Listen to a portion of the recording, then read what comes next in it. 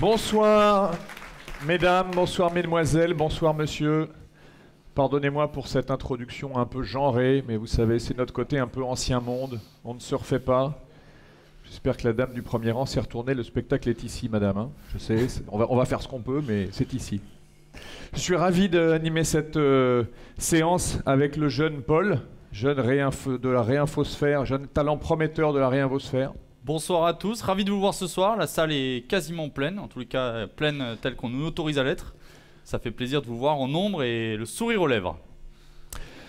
Alors comme chaque année, notre grand rendez-vous satirique sur les bobards de l'année. Et je crains que ce soir, ce soit quand même pas aussi drôle que d'habitude. Ben oui, parce que quand même, pour les amoureux de la vérité, on a quand même salement morflé cette année. Hein.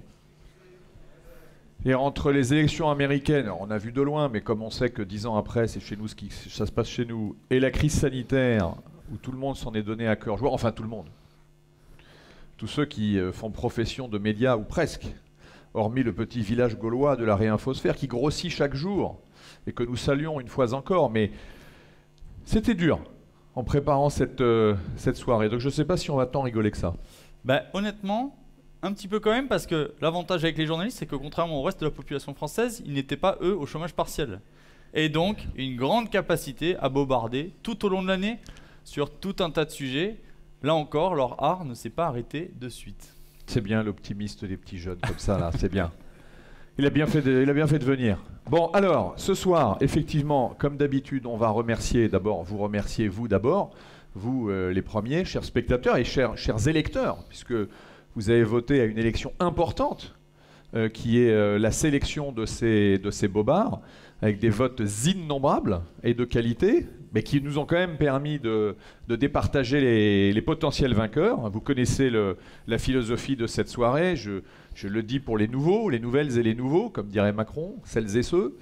Donc pour les nouveaux, les votes internet permettent de sélectionner un trio de têtes parmi une sélection de 5 bobards.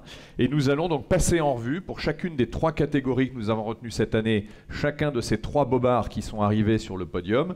Et vous élirez, vous, public adoré, innombrable et passionné, vous élirez ce soir le bobard d'or. On fonctionnera donc en 2 séquences. La première, il faudra choisir quel est le meilleur des 3 bobards de chacune des 3 catégories. Vous me suivez? Et donc ce qui fait à la fin, on a encore 3 bobards et cette fois-ci, on pourra récompenser véritablement le bobard d'or et surtout récompenser le ou les médias qui se sera commis dans l'ignominie de ce bobard d'or que vous aurez choisi. Alors surtout, l'idée c'est que le ou la gagnante ce soir puisse apprendre sa victoire en direct, le plus rapidement possible. Alors pour ça, on compte sur vous, sur chacun d'entre vous, parce que nous on va être un peu occupés. Mais l'idée c'est que grâce au mot dièse que vous avez à l'écran, que vous puissiez tweeter le plus rapidement possible tout ce qui se passe dans cette soirée, raconter à tous ceux qui n'ont pas eu la chance d'être là ce soir ce qu'il se passe, comment ça s'anime et surtout, qui a gagné. Alors, sans plus attendre, on va démarrer avec leur première de nos 3 catégories. La première des 3 catégories, c'est cet événement planétaire qui arrive tous les 4 ans, 2 équipes qui se retrouvent sur un terrain pour une lutte à la mort pour avoir certainement l'un des trophées les plus prestigieux de la planète. Et non, je ne parle pas de la Coupe du Monde de foot. Je parle bien des élections présidentielles américaines. Cette année, tout était réuni. Et quand je dis tout, je dis absolument tout pour avoir un florilège absolu de bobards. Un président probablement le plus bobardisé de l'histoire américaine. Un candidat démocrate sorti de l'EHPAD où il n'avait pas encore attrapé le Covid. Une presse aux abois car vilipendée depuis 4 ans. Et un contexte international entre émeutes raciales et pandémie planétaire.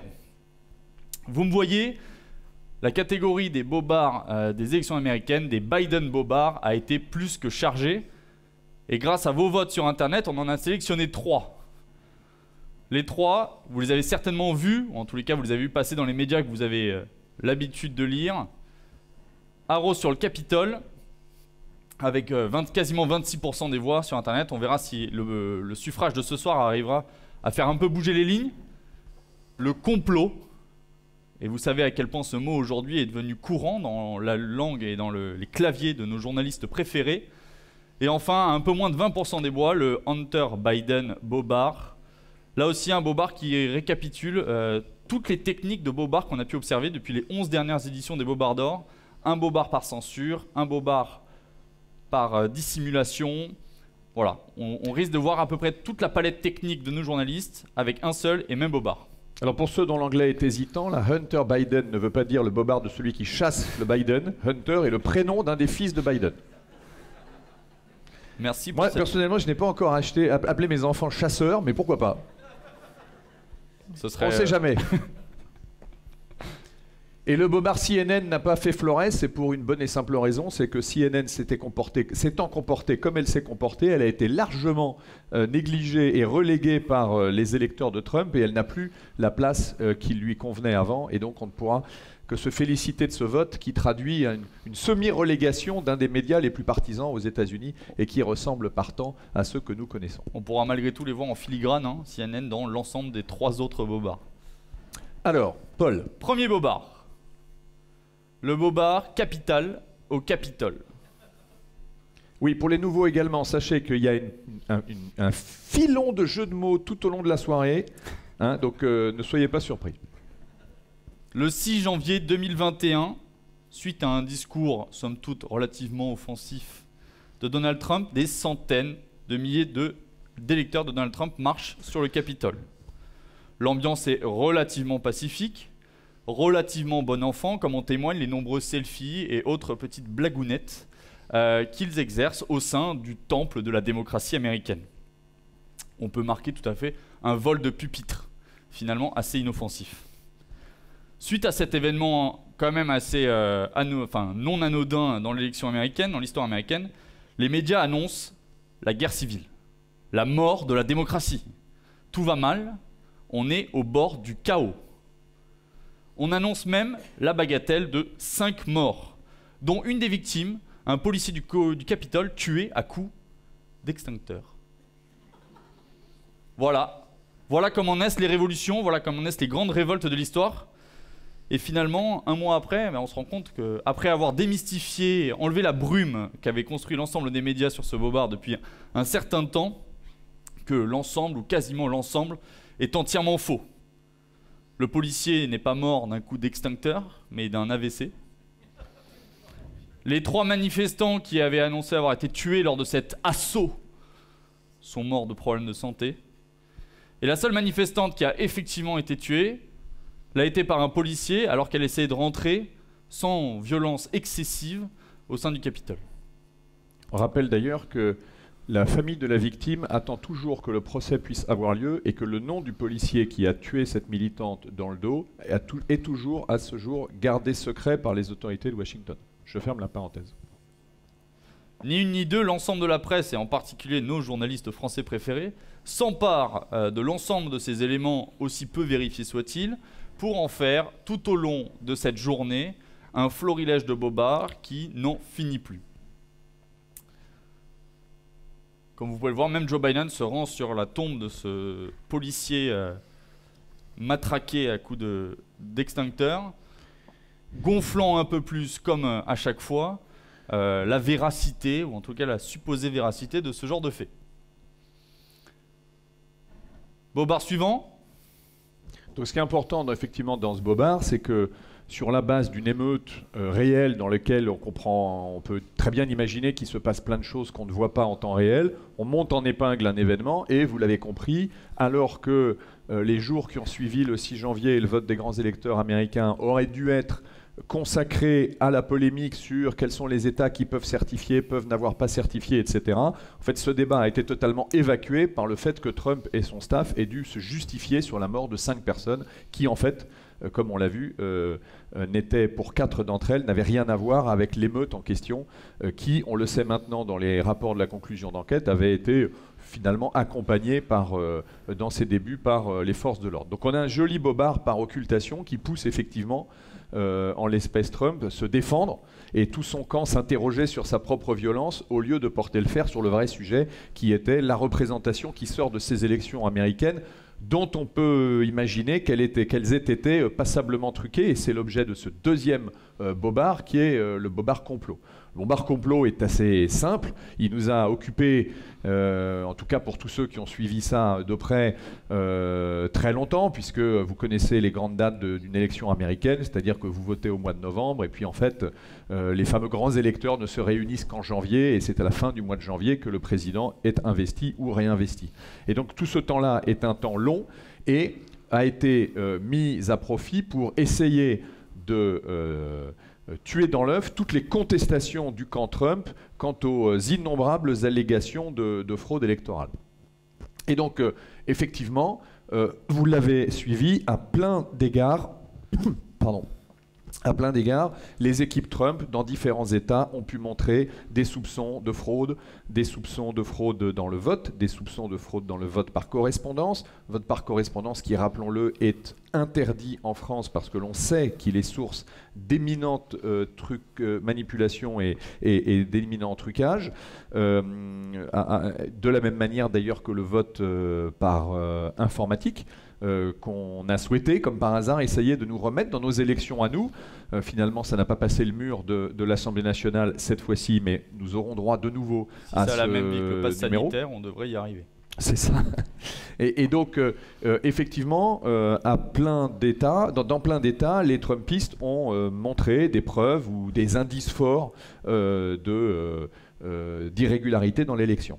Et inutile de vous dire que, évidemment, quand quelqu'un de droite, pour faire simple, prétend avoir été volé ou prétend dire la vérité, c'est donc un complot et c'est donc un mauvais joueur, un complot, un tricheur.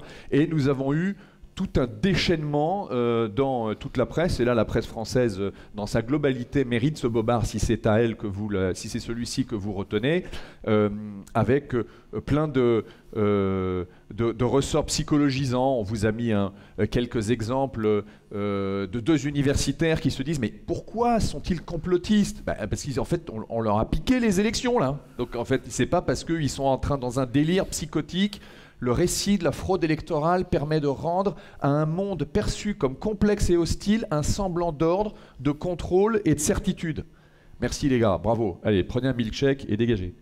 Et donc, effectivement, l'ensemble de cette logomachie du complot a bien évidemment permis d'envahir tout, de saturer l'espace médiatique américain. Je vous rappelle que c'est à ces occasions-là que Twitter et ultérieurement Facebook ont empêché Donald Trump de communiquer avec ses alliés. Et puis, on l'a vu beaucoup plus récemment, 6 mois plus tard, on a ce fameux article dans le Time qui vend la mèche et qui révèle l'histoire secrète de la fameuse shadow campagne, de la campagne fantôme, de la campagne souterraine, en fait, qui a pu sauver l'élection 2020. Sauver l'élection 2020, c'est pas la sauver pour Trump, vous m'aurez compris. Si vous ne l'avez pas fait, et si vous vous intéressez un tant soit peu à ce mécanisme des élections américaines, lisez cet article, parce qu'il est très intéressant, parce qu'en fait, il révèle une sorte de coordination assez légère de plein de gens qui ont envie de s'entendre pour faire déraper l'affaire.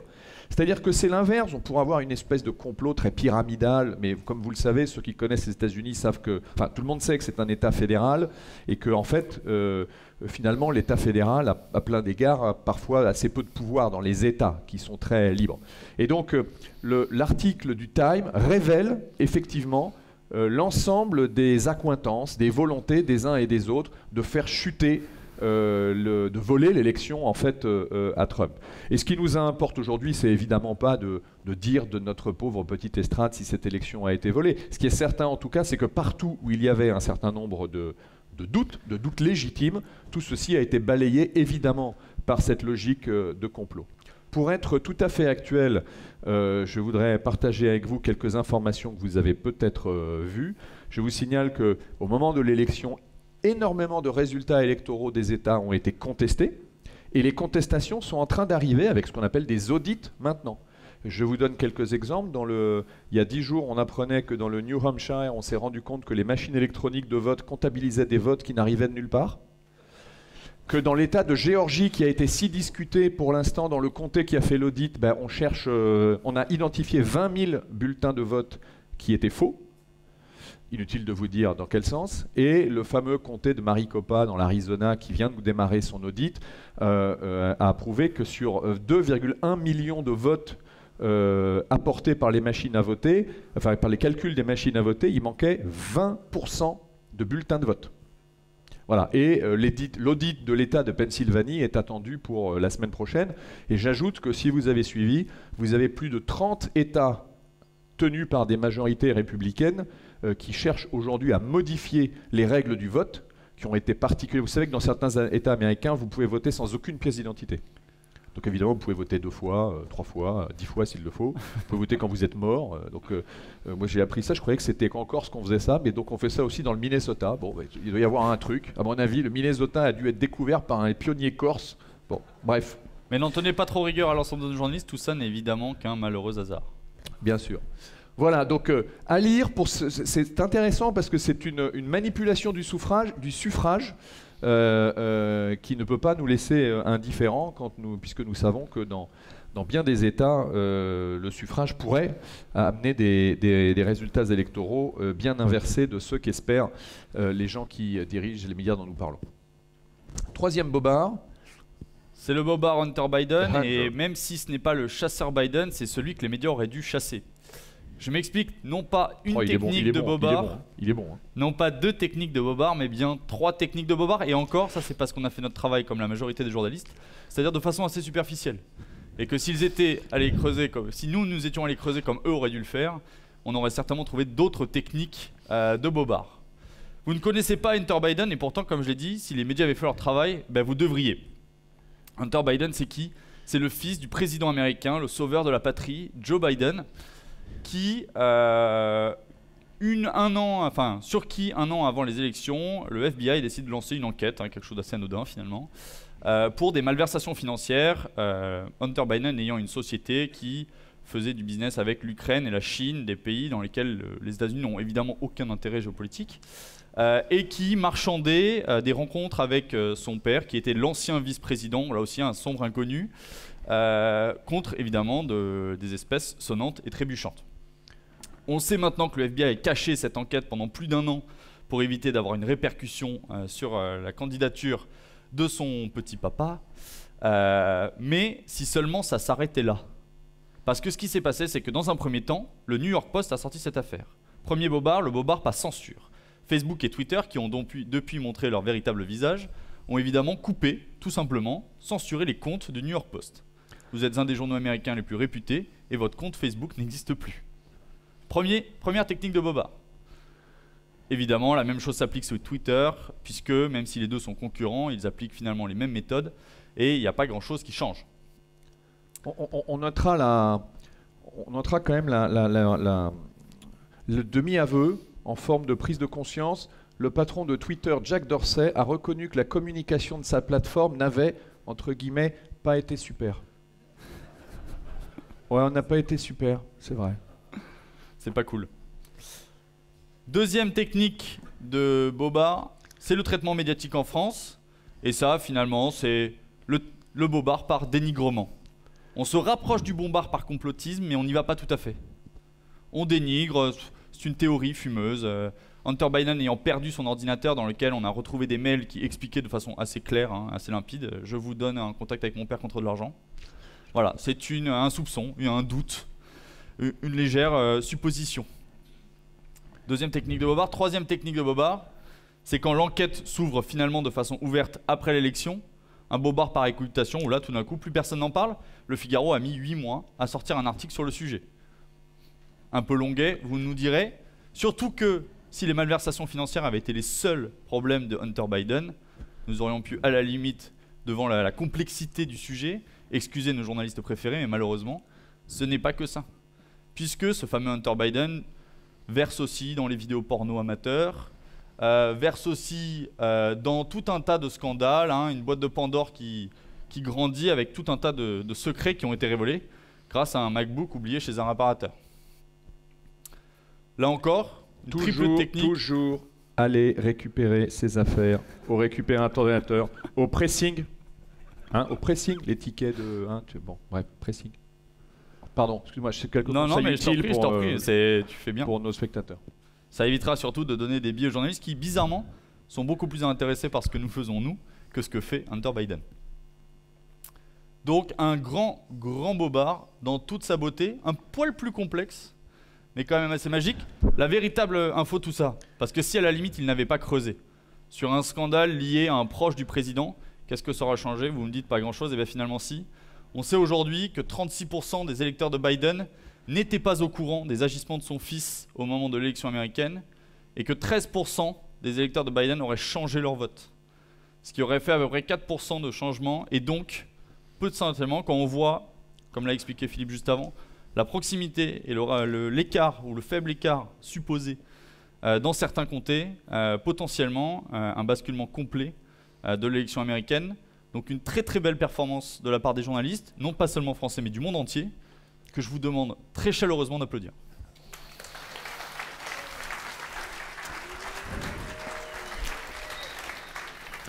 Alors, il faut maintenant départager ces 3 succès d'outre-Atlantique.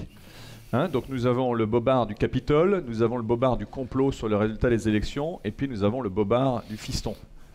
Du fiston un peu gaulois. Du fiston un peu leste. Alors, vous connaissez les règles. Pour ceux qui ne les connaissent pas, vous avez reçu normalement un petit carton. Ou c'est même un gros carton. Il y a du budget cette année. Oula. Il n'y en a pas assez. N'oubliez pas de faire des dons. Donc, le principe, c'est on vote que pour un seul des 3 bobards qu'on a choisi. Alors, donc il s'agit de choisir le vainqueur de cette catégorie, qui sera lui-même bobard, qui sera lui-même en finale pour le bobard d'or. Et donc, quels sont ceux qui choisissent le bobard du Capitole? Levez le bras bien haut, s'il vous plaît. Le bobard du Capitole, 5 personnes tuées, un coup d'extincteur, massacre à l'extincteur, bien connu. Prochaine production hollywoodienne. Merci, vous pouvez baisser votre carton. Quels sont ceux qui choisissent le bobard complot sur les élections? Ah. Oula, je ne vais pas compter, je pense que visuellement ça devrait le faire. Merci, baisser. Et quels sont ceux qui choisissent le bobard du fils Biden? Ah. C'est le côté gaulois. Voilà. Ouais. Bon, globalement, quand même, il y a beaucoup plus de soutien sur la drogue et la pornographie que je pensais dans la salle. Puisque... Bien, donc, nous gardons pour la sélection de fin de soirée le bobard complot sur la dénaturation, évidemment, du résultat des votes des élections. Merci pour cette première séquence. Merci à tous. Avant de passer... Oui, vous pouvez applaudir, c'est vrai.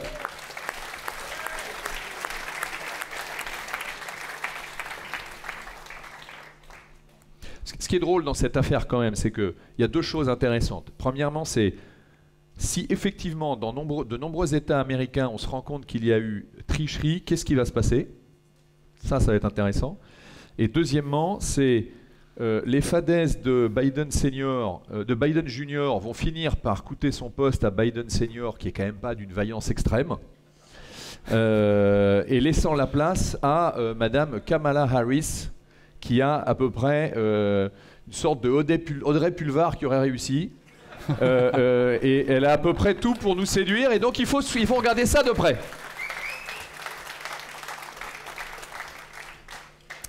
Bien.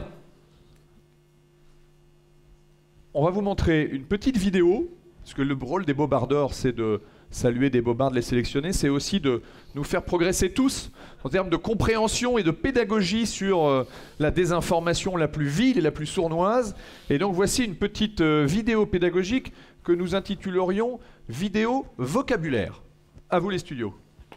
Étrangers, immigrés, clandestins, migrants, réfugiés, exilés, beaucoup de mots pour désigner des hommes cherchant à s'installer sur les territoires nationaux européens. Dans les années 1930, la presse avait tendance à préférer le mot « étranger » pour désigner les résidents en opposition aux nationaux. Dans les années 70, il a été remplacé par le mot « immigré ». Le critère de la nationalité disparaît pour ne laisser place qu'au critère du déplacement. Avec le temps, le mot « immigré » va être associé à un autre mot, le mot « clandestin ». Ensemble, ces 2 mots vont désigner des personnes qui restent dans un pays de manière illégale sans tenir compte des lois sur l'immigration de ce pays. Mais le terme est connoté. Nos langues obligent, dans la presse, il va être remplacé par l'expression euphémisante « sans papier ». effaçant en un coup le phénomène de clandestinité, mais aussi le phénomène d'invasion migratoire. En 2008, la Fédération internationale des journalistes va tenter de proposer et d'unifier les différents termes en proposant une définition du mot « migrant ». C'est une personne qui choisit de son propre gré de quitter son pays natal à la recherche de travail et de meilleures conditions économiques. Le mot migrant désigne donc les migrants économiques et que les migrants économiques. Et pourtant en 2015, avec l'arrivée des vagues migratoires, l'Italie a vu débarquer sur ses côtes quelques 13 000 migrants. Migrants continuent de tenter ce périlleux voyage. 2 migrants originaires du Niger se battent au couteau. Des centaines de migrants pénètrent sur les bretelles d'accès au tunnel sous la Manche. Tous les soirs, par des dizaines de migrants. Parmi eux, Bachir, soudanais. Arrivé en France il y a un mois, il vient de déposer une demande d'asile. Près de 10 000 migrants s'entassent. Abdul Wali, réfugié afghan. Le mot est désormais présenté comme neutre. Il va prendre un nouveau sens, ce sont des victimes d'une migration économique, politique ou culturelle. Le terme est général, commode pour les journalistes, mais pourtant, il cache un sens. Migrant, c'est le mot qui a été choisi pour imposer l'idée à une population rétive que ce phénomène est inévitable, inéluctable, irrésistible, irrépressible. Les migrations sont un fait, un phénomène aussi vieux que l'humanité qu'on doit accepter comme le temps qu'il fait. Mais le mot n'est pas assez fort, pas assez lacrymal. Le 20 août 2015, les journalistes du média qatari Al Jazeera vont signer un manifeste exprimant la nécessité de ne plus employer le mot migrant pour le mot réfugié.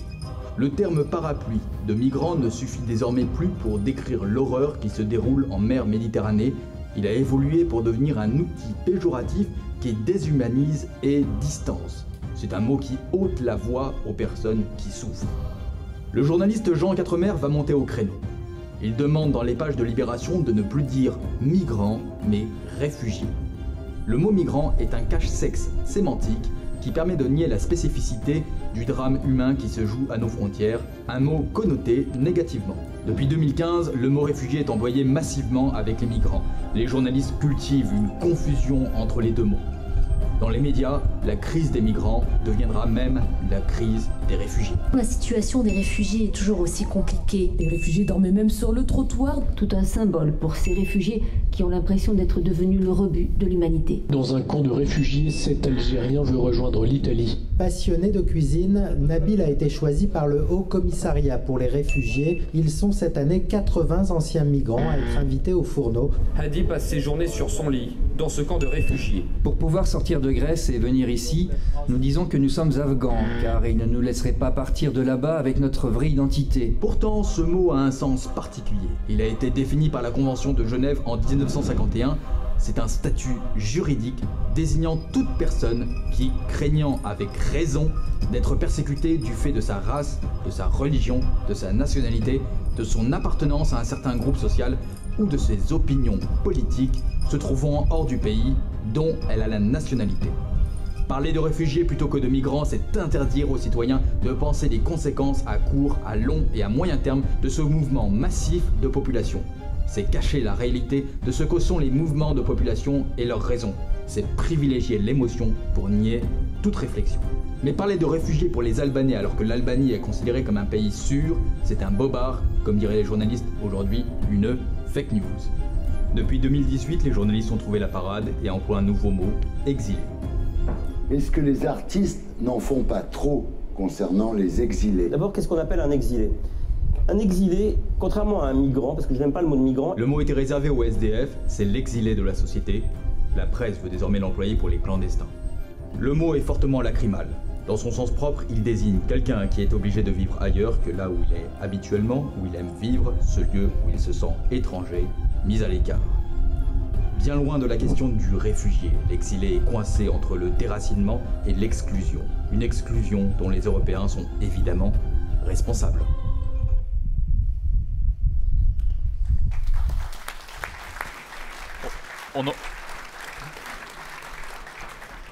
Merci de vos applaudissements. J'espère que vous avez apprécié la qualité de cette vidéo. Vous savez, chaque année, on essaie de progresser sur la production formelle des vidéos. Je trouve que celle-ci était très réussie et je suis heureux de vos applaudissements. Vous noterez deux choses. Vous avez évidemment tout lu, tout vu, tout entendu plutôt. On note deux choses. La première, c'est que c'est Al Jazeera qui commence et c'est les gauchistes de Libération derrière. Donc l'islamo-gauchiste, il est là. Voilà, une démonstration de plus. Et on nous a parlé effectivement de ces réfugiés économiques, etc. Vient le réfugié climatique dont nous allons bientôt entendre parler. Vous rigolez, mais comme on va considérer que le climat est une cause planétaire, il est évidemment logique d'accueillir ceux qui vont avoir trop chaud. Encore plus trop chaud que nous, qui avons déjà très chaud. Quant au vocabulaire, gardez l'œil bien ouvert parce qu'en fait, on aurait pu faire cette mini vidéo sur les fameuses conditions sanitaires qui laissent penser que nous sommes sous le coup d'une épidémie où les gens tombent dans la rue comme des mouches, pardon. Finalement, quand on voit le taux d'incidence dangereux en France, il est de 100 malades par semaine pour 100 000 habitants. Alors, on inaugure aujourd'hui, parce qu'on considérait que ça suffit comme si quand même, on inaugure avec vous une rubrique qui est celle des récidivistes. Parce que certains journalistes sont justement dénoncés au Bobardor. Certains même sont élus, reçoivent leur statuette en bas de chez eux ou en bas de leur rédaction. Certains parfois même s'émeuvent d'avoir été ainsi traités, agressés, disons-le, par la fachosphère. Mais ils recommencent quand même. Alors nous aussi on va recommencer. Alors on a imaginé identifié un certain nombre de récidivistes. Alors le premier récidiviste, vous allez le découvrir, je pense qu'il vous a déjà fait rire dans cette salle pour sa spécialité qui était la boulette. La boulette de Boulouk, vidéo. Le Bobard Gilet jaune qui a été décerné à quelqu'un qu'on connaît bien aussi à Immédiat, Sylvain Boulouk, pour son analyse du drapeau Picard qu'il a confondu avec un drapeau d'extrême droite. Et ce qui est amusant, c'est que Boulouk, il n'était pas c'était pas sa seule boulette, pas la seule boulette de Boulouk, puisque il a ensuite été pris à plusieurs reprises, notamment sur CNews, où il avait été repris par un journaliste alors qu'il disait qu'il n'y avait personne dans la manifestation. Le journaliste lui dit non, vous ne pouvez pas dire ça, puisqu'on a vu des milliers de personnes. Et puis récemment, il a été encore une fois récidiviste de Bobard sur TF1. On va regarder la séquence. Mais les suspects commencent à être identifiés, notamment cet homme. Son visage est bien connu de ce spécialiste. C'est un proche de Dieudonné qui a été condamné à plusieurs reprises pour antisémitisme. Et manque de bol, une fois de plus, Boulouk s'était trompé et Gilles Boulot a dû s'excuser. Dimanche soir, dans le journal de 20h, nous avions consacré un reportage à l'agression du philosophe Alain Finkielkraut à Paris.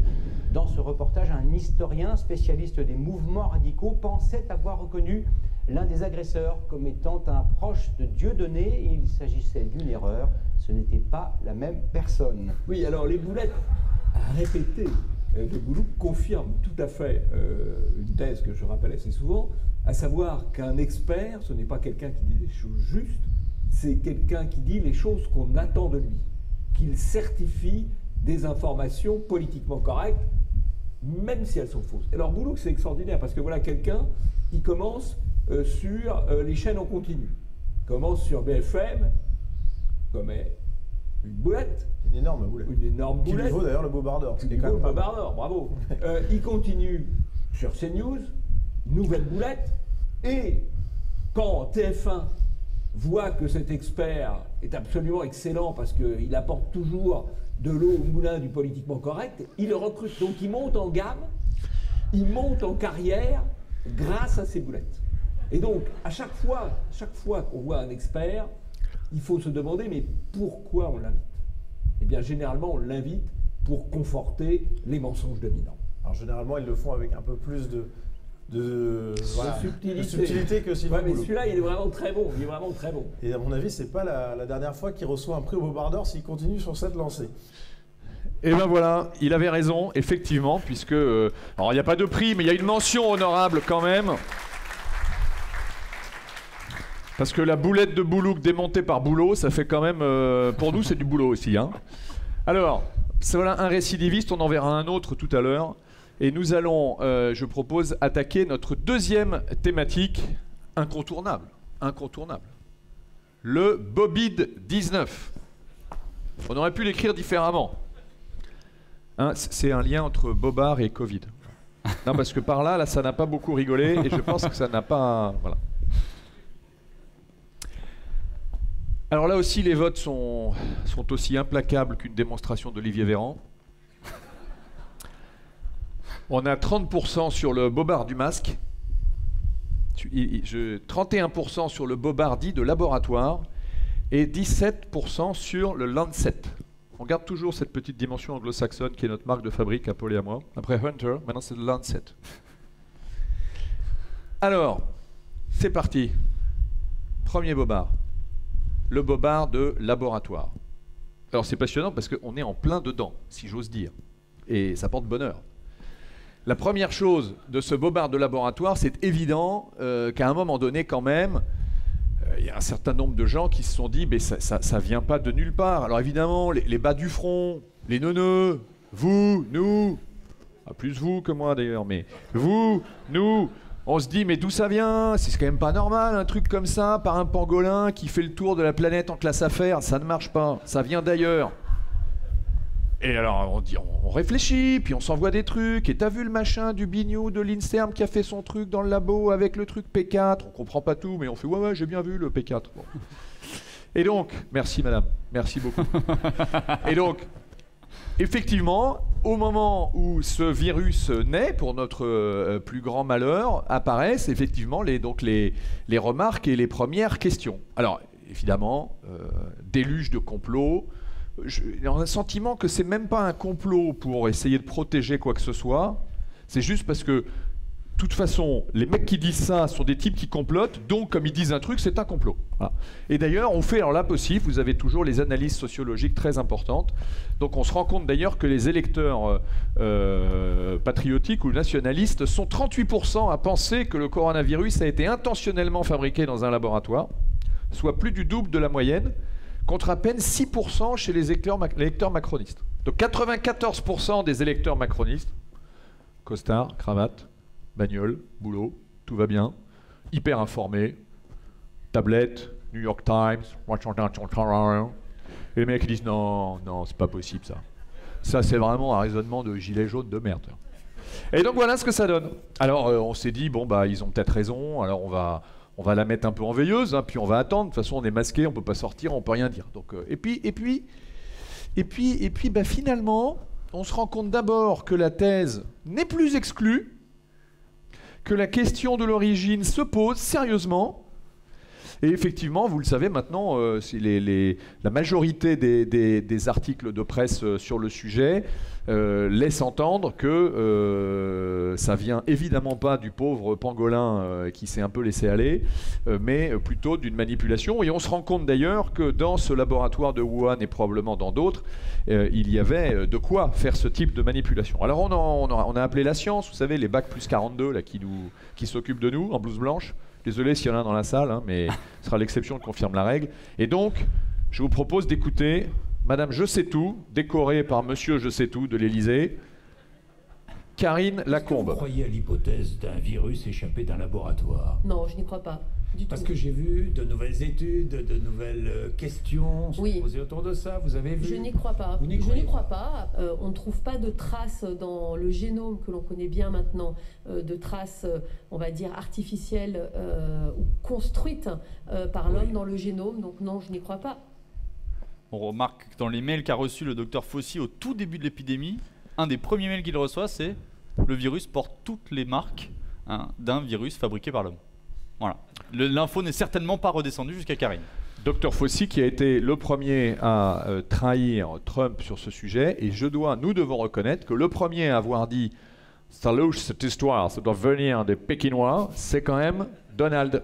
Donald, si tu nous entends. Bon. Et donc effectivement, maintenant, quand vous regardez les articles de presse les plus récents, hein, et même déjà dès la fin 2020, vous avez la crédibilité de l'hypothèse, la piste qui est relancée, etc., etc.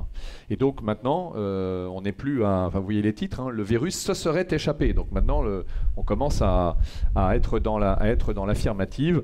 Alors, heureusement, il y a des môles de résistance, hein, ça c'est important. Donc le coronavirus pourrait-il se trouver dans ce laboratoire et s'en être échappé? Les experts interrogés par France Info assurent que non. Donc France Info continue à faire le boulot. Merci pour eux. À force de faire le boulot, ils vont finir par faire une. Bon les gars, bien. Allez, bobard suivant. Le bobard suivant, c'est le bobard masqué. Et en fait, avant d'en parler, j'aimerais... J'ai cru que c'était pour moi.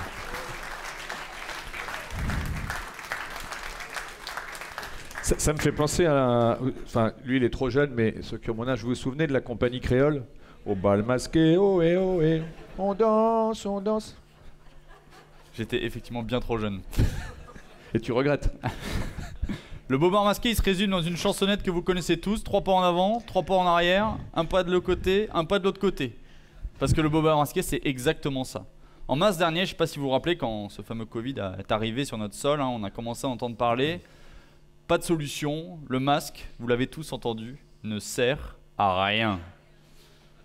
Et c'est ce qu'on nous a dit. On nous a dit qu'il était inutile, à l'exception de si vous étiez un soignant, qui ont certainement un génome tout à fait différent du nôtre, leur permettant de supporter le masque. Ensuite, on nous a expliqué qu'on ne savait pas le mettre, voilà, nous montrant encore notre grande intelligence à nous. Et puis quelques mois après, pas très longtemps, hein, il n'a pas fallu beaucoup de temps pour pouvoir changer sa veste, retourner sa veste, on nous a expliqué qu'au contraire, le masque était l'unique solution. Ça, c'était avant que le vaccin devienne la nouvelle unique solution, mais ça, c'est tout un autre sujet. Le problème avec tout ça, c'est que les journalistes en ont parlé, et pas qu'un peu, et qu'ils l'ont écrit, et pas qu'un peu, et ils l'ont même dessiné, avec de nombreuses infographies que vous voyez derrière moi depuis tout à l'heure, qui nous expliquent les taux de défense que l'on a en portant tout type de masque. Sauf que voilà, 6 mois encore après, aujourd'hui, on nous explique que quoi? Bah que le masque, on ne sait pas en fait. On ne sait pas. Et effectivement, un refrain qui a été repris en chœur par l'ensemble des médias, l'ensemble de la classe politique, avec une mention tout à fait spéciale pour Sibeth Ndiaye, qui aura là encore montré son plus grand talent. Mais dans le journalisme, on a une mention spéciale pour Anaïs Condomier. Anaïs qui, comme l'ensemble de la classe journalistique, s'est fait avoir par ce bobard masqué. Sauf que la différence d'Anaïs, c'est qu'elle a annoncé qu'il ne servait absolument à rien 1 mois avant qu'on nous l'impose, alors qu'en 2015 déjà, elle avait annoncé que les terroristes islamiques ne passaient pas par les filières de migrants 1 mois avant l'attentat du Bataclan. Je pense qu'on a une championne pour l'élection du Bobard d'or de ce soir. Il faut s'abonner à tout ce qu'elle fait, parce qu'on sait qu'un mois plus tard, il va avoir l'inverse. Donc c'est quand même, ça peut être utile. On a un anti-devin. Dernière petite mention sur ce Bobard, quand les médias s'excusent, on a eu boulot tout à l'heure, ça fait toujours plaisir.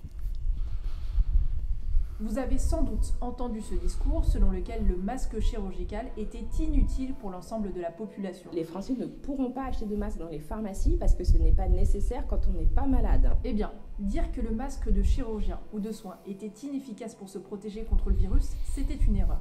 Nous avons tenu le même discours et nous en sommes désolés. En réalité, le masque de chirurgien protège efficacement les soignants contre le Covid-19. Donc, pourquoi pas la population? Pourquoi pas?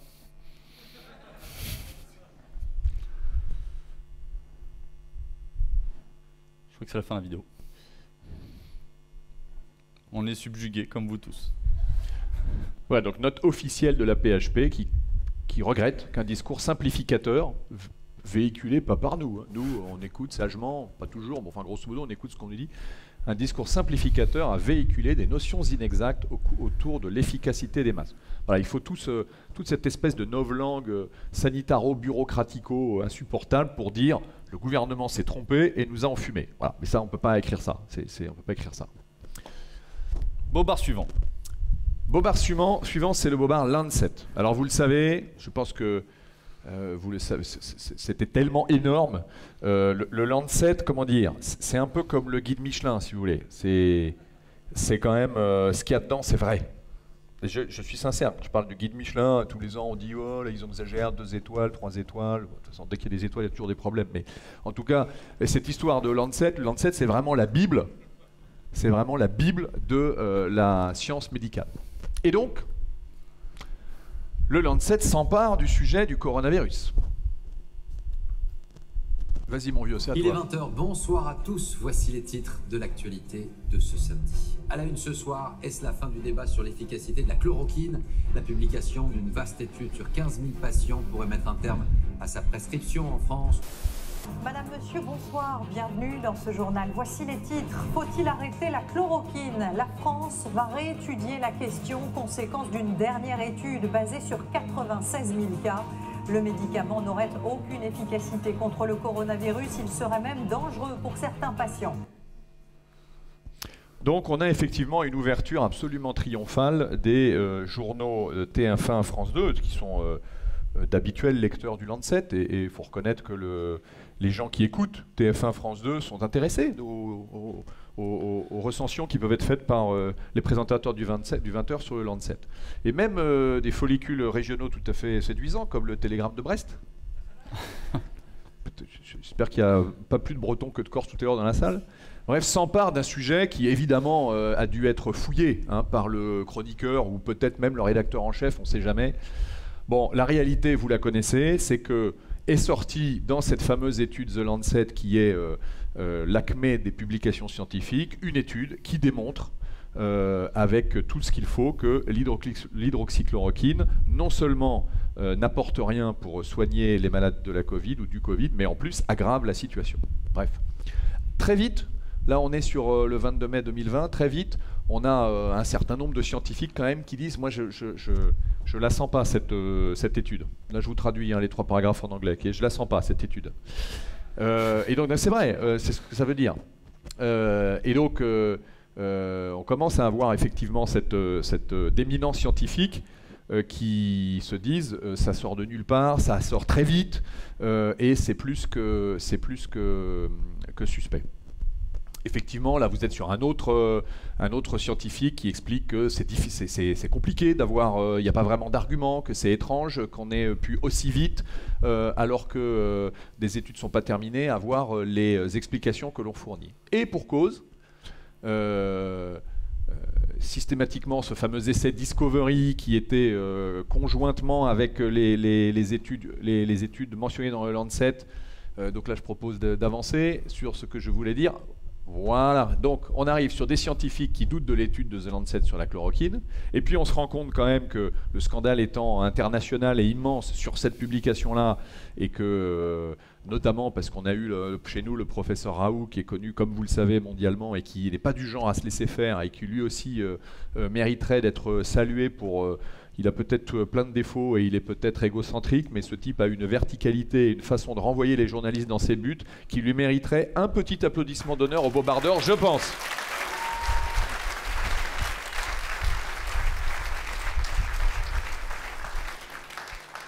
Et donc effectivement, plusieurs scientifiques, pas que lui, tirent le fil en disant mais en fait d'où vient cette étude? Qui a signé ça et comment ils ont fait cette étude?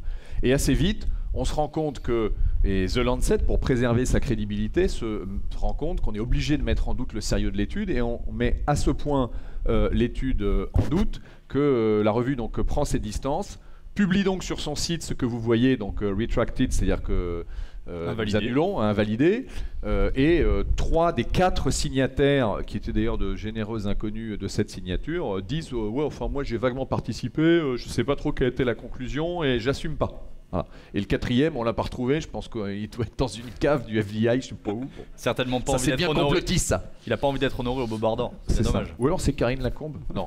Bon. Bref, ce qui est fascinant dans l'histoire de Lancet, on pourrait ne faire qu'en rire, mais ce qui est fascinant, c'est que The Lancet, c'était la publication intouchable par excellence. C'est-à-dire qu'à un moment donné, dans toute science, dans toute activité, d'ailleurs, c'est bien aussi d'avoir un point de référence. Et à un moment donné, c'est le point de référence, et ça ne ment jamais. Eh bien, c'est fini. Il n'y a plus de point de référence. Et cette crise sanitaire nous aura montré, outre la créativité et l'imagination de ceux qui maîtrisent et qui détournent l'information, nous aura montré quand même la déconsidération absolue de la médecine, et je suis navré pour les médecins honnêtes qui essayent de faire sérieusement leur travail, et où on a vu que des séries de blouses blanches à bac plus 18, bac plus 19 sont incapables de se mettre d'accord. On le voit aujourd'hui sur l'immunité collective, on ne sait pas si c'est 30%, 60%, 90%, 100%, 111% de la population qui doit être vaccinée. Et donc le pire également derrière tout ça, c'est qu'on pourrait dire bon, c'est un naufrage de la médecine et à la rigueur. Mais c'est surtout que le gouvernement français, par la voix de l'ineffable Véran, successeur de la non moins ineffable Buzyn, j'étais sûr que vous feriez ça. Eh bien, Olivier Véran a pris une décision qui a consisté donc à interdire l'hydroxychloroquine en France, et donc en fait, ce faisant, interdire aux médecins leur liberté de prescription. Et donc il y a à la fois le scandale du point de référence du Lancet, qui aboutit à une décision d'État qui est parfaitement hypocrite et qui aboutit à une conséquence que les médecins n'ont plus aujourd'hui la liberté de prescrire. Et alors quand même, pour que justice soit rendue au dynamique Olivier Véran, quand le Lancet a annoncé sa rétractation, il a pris sa plume pour écrire à la rédaction et pour faire ce qu'on appelle un express of concern, qui dans le vocabulaire dit, ça veut dire on voudrait des questions, on n'est pas sûr. Voilà, l'express of concern, ça veut dire vous êtes sûrs les gars là? Voilà, donc on a fait ça. Autant dire, je pense qu'on attend la réponse et en tout cas le décret d'arrêt d'interdiction de l'hydroxychloroquine court au jour, si j'ose dire. Voilà, donc c'est intéressant parce que ça montre à quel point on est capable de sacrifier des points de référence d'excellence mondiaux pour un sujet de boutique, en fait. Voilà, à vos bulletins de vote maintenant sur ces 3 bobards sanitaires. Le premier bobard. Le bobard laboratoire. Non, pas trop. Un pangolin qui fait le tour du monde tout seul manger sur un marché en Chine.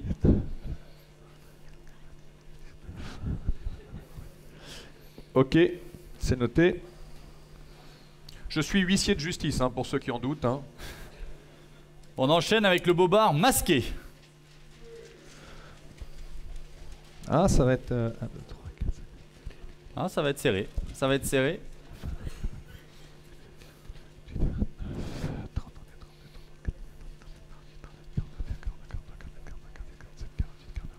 Ok. Et enfin, pour terminer, le bobard The Lancet. Ouais. Attendez, ça fait du bruit, mais ça fait pas forcément beaucoup plus de carton. Bon, c'est bon. À droite, c'est bon, je vous ai vu. Merci de nous aérer. Un autre.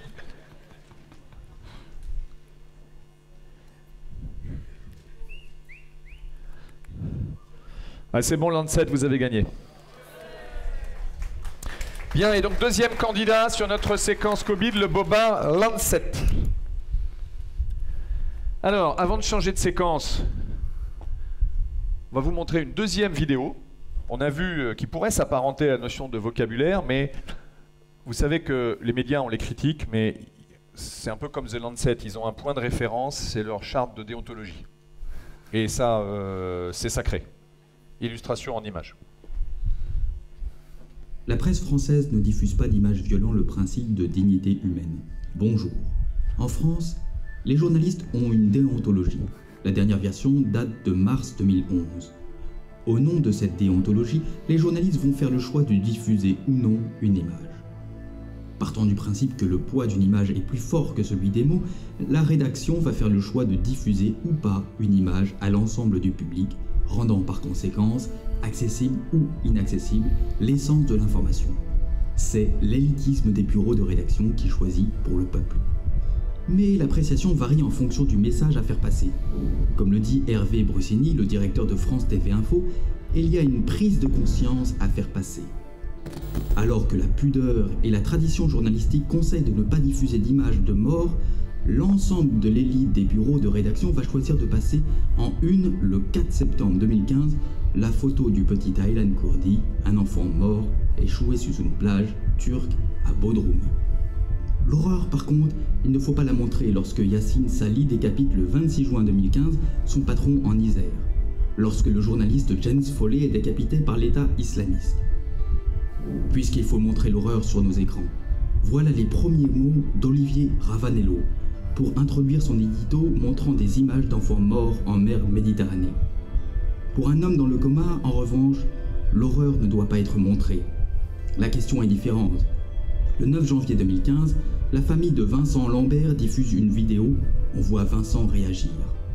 La séquence pour l'élitisme des rédactions est choquante. La vidéo contrevient à la dignité humaine, le visage de Vincent doit être flouté.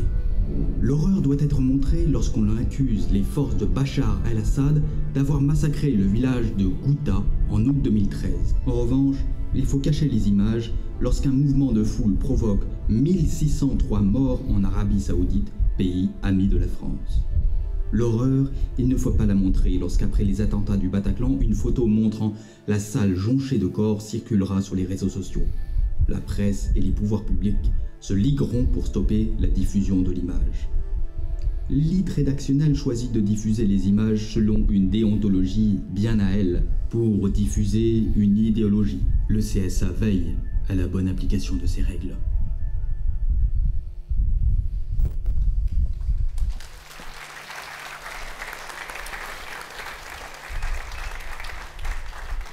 CSA, dont vous avez peut-être vu qu'il vient de reprendre une nouvelle fois CNews, puisque CNews donnerait trop de représentation aux orateurs du Rassemblement national, puisqu'effectivement les orateurs du Rassemblement national et assimilés sont considérés avoir 26,5% du temps de parole de CNews, ce qui, ma foi, représente peu ou prou leur poids électoral.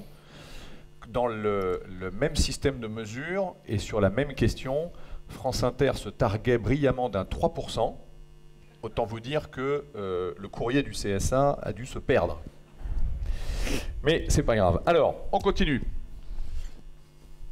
Troisième bobard, c'est le Bobard Lives Matter. Et on continue sur notre tropisme anglo-saxon. Vous en avez certainement entendu parler, ça fait 1 an qu'on a ces images permanentes sur nos écrans, dans nos journaux. Tout le mouvement Black Lives Matter qui fait encore des furies cette semaine, puisqu'un certain nombre de joueurs de foot de divers pays bien orientés refusent de mettre le genou à terre malgré l'imposition et la pression médiatique qu'on leur fait dans nos pays occidentaux. Et donc on peut remercier et féliciter les Russes, les Polonais, les Hongrois, en attendant les suivants. Dans le Bobard Lives Matter, il y a quand même une grande chose à remarquer, c'est l'émotion au service du bobard, le bobard au service de l'idéologie.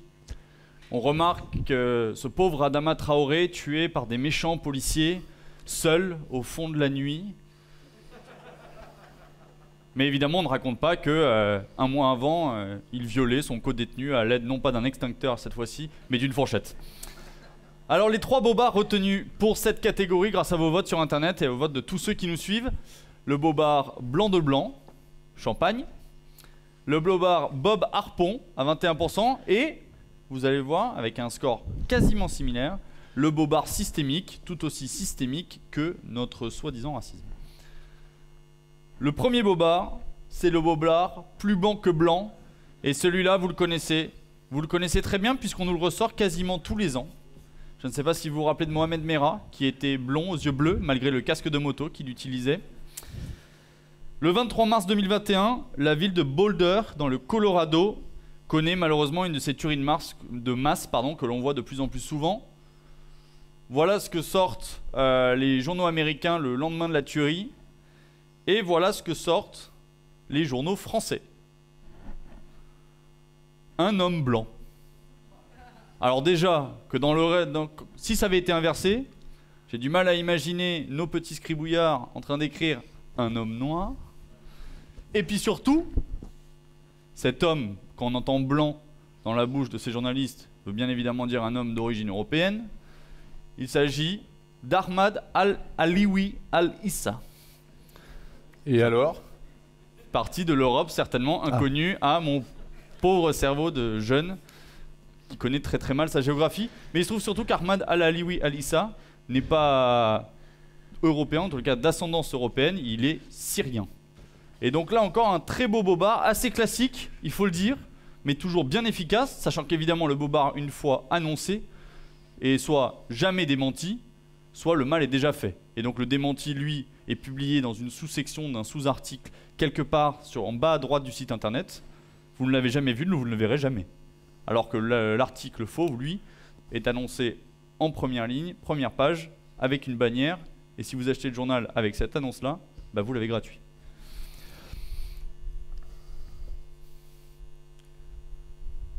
On voit effectivement que non seulement d'être ce que tu décrivais, Ahmad Al-Issa était en plus un militant, puisqu'il tweetait donc des messages pour valoriser les réfugiés et les immigrants en Amérique et pour exprimer une certaine réticence envers Donald Trump.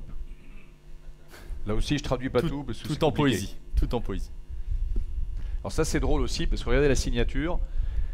C'est le journaliste AFP, c'est un des correspondants AFP South Asia. Et alors, celui-là, il a une spécialité. Sa spécialité, c'est le debunking de misinformation fake news. Même là, tout le monde a compris. C'est sa spécialité, il débunk. J'adore cette idée de sortir un truc du bunker. Bon, enfin, il a tellement débunké qu'il nous explique que, en fait, pourquoi ce gars-là, après la fin de la tuerie, a été juste arrêté et non pas revolverisé comme on fait assez traditionnellement aux États-Unis. S'il a été protégé et qu'il n'a pas été shot to death, donc s'il n'a pas été tué, c'est parce que il n'était pas brown, black ou musulman. Bah si, en fait, il était musulman et on ne l'a pas revolverisé quand même. Et donc, le débunkage est en échec. Dans cette histoire, le plus triste, c'est que ceux qui sont blancs, bah, ce sont les victimes. Et ça, bizarrement, personne n'en parle. Là encore, les journalistes font preuve de leur plus belle bienveillance, de leur plus belle humanité, lorsqu'ils choisissent les victimes que l'on met en avant, que l'on porte au pinacle, et celles dont on ne parle jamais. Et donc il y a un tweet, il y a un compte Twitter en France que vous connaissez peut-être qui s'appelle French Lives Matter. Mais en tout cas, nous pouvons partager ensemble les White Lives Matters qui n'ont pas matteré beaucoup devant l'AFP.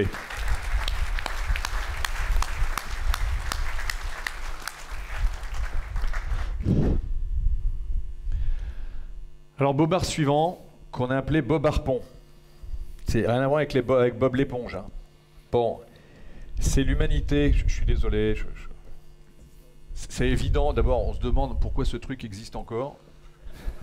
Ensuite on se dit, bah, évidemment qu'il raconte n'importe quoi, mais on est obligé quand même...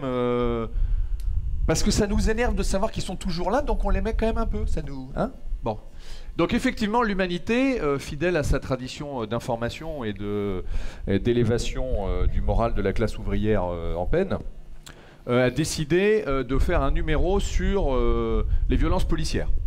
Bon, faut reconnaître qu'ils avaient du nez, parce que là, on est en 2019, et non, on doit être en 2020, voilà, on est février 2020, et donc ils ont bien senti le truc. Et presque, donc, presque à croire que toute cette histoire n'est que fabrication journalistique. Ouais, en tout cas, c'est pas la fabrication de l'humanité. Et donc, ils font un dossier dans lequel ils ont identifié 26 victimes. 26 victimes de la police, 26 victimes de la brutalité policière. Et effectivement, Michael Harpon, je dois le dire, a été victime d'une certaine brutalité policière, puisque il a été abattu après un attentat. Michael Harpon, c'est ce brave fonctionnaire de la préfecture de police qui avait accès à toute une série de systèmes informatiques et qui s'était découvert une vocation spirituelle cachée et finalement assez active. Et donc, ce qui ne l'a pas empêché, un beau jour, de passer à la machette ou à je ne sais plus quoi exactement, je ne sais plus si il a été revolverisé ou à la machette, mais 4 de ses collègues. Et donc évidemment, Michael Harpon était neutralisé, comme on dit, et l'humanité l'a donc compté dans le stock des 26. C'est quand même extraordinaire, et d'autant que en 2015, vous le verrez, parce qu'en fait, ils ont, évidemment, un journaliste, c'est pas quelqu'un qui crée, c'est quelqu'un qui pompe, quelqu'un qui cire et qui pompe. Et donc, qu'est-ce qu'ils pompent ? Ils ont pompé un site plutôt d'extrême gauche qui s'appelle Basta Mag. Basta Mag, c'est peut-être encore un truc corse, je sais pas. Bon, bref. Et donc, le site Basta Mag déjà avait fait une recension des victimes de violences policières dans lesquelles il y avait en 2015 les frères Kouachi, qui, il faut reconnaître, n'ont pas été traités avec grand ménagement par les forces républicaines de sécurité. On ne peut pas le nier, ça, même entre nous. Bref, donc vous l'avez compris, malaise à l'UMA.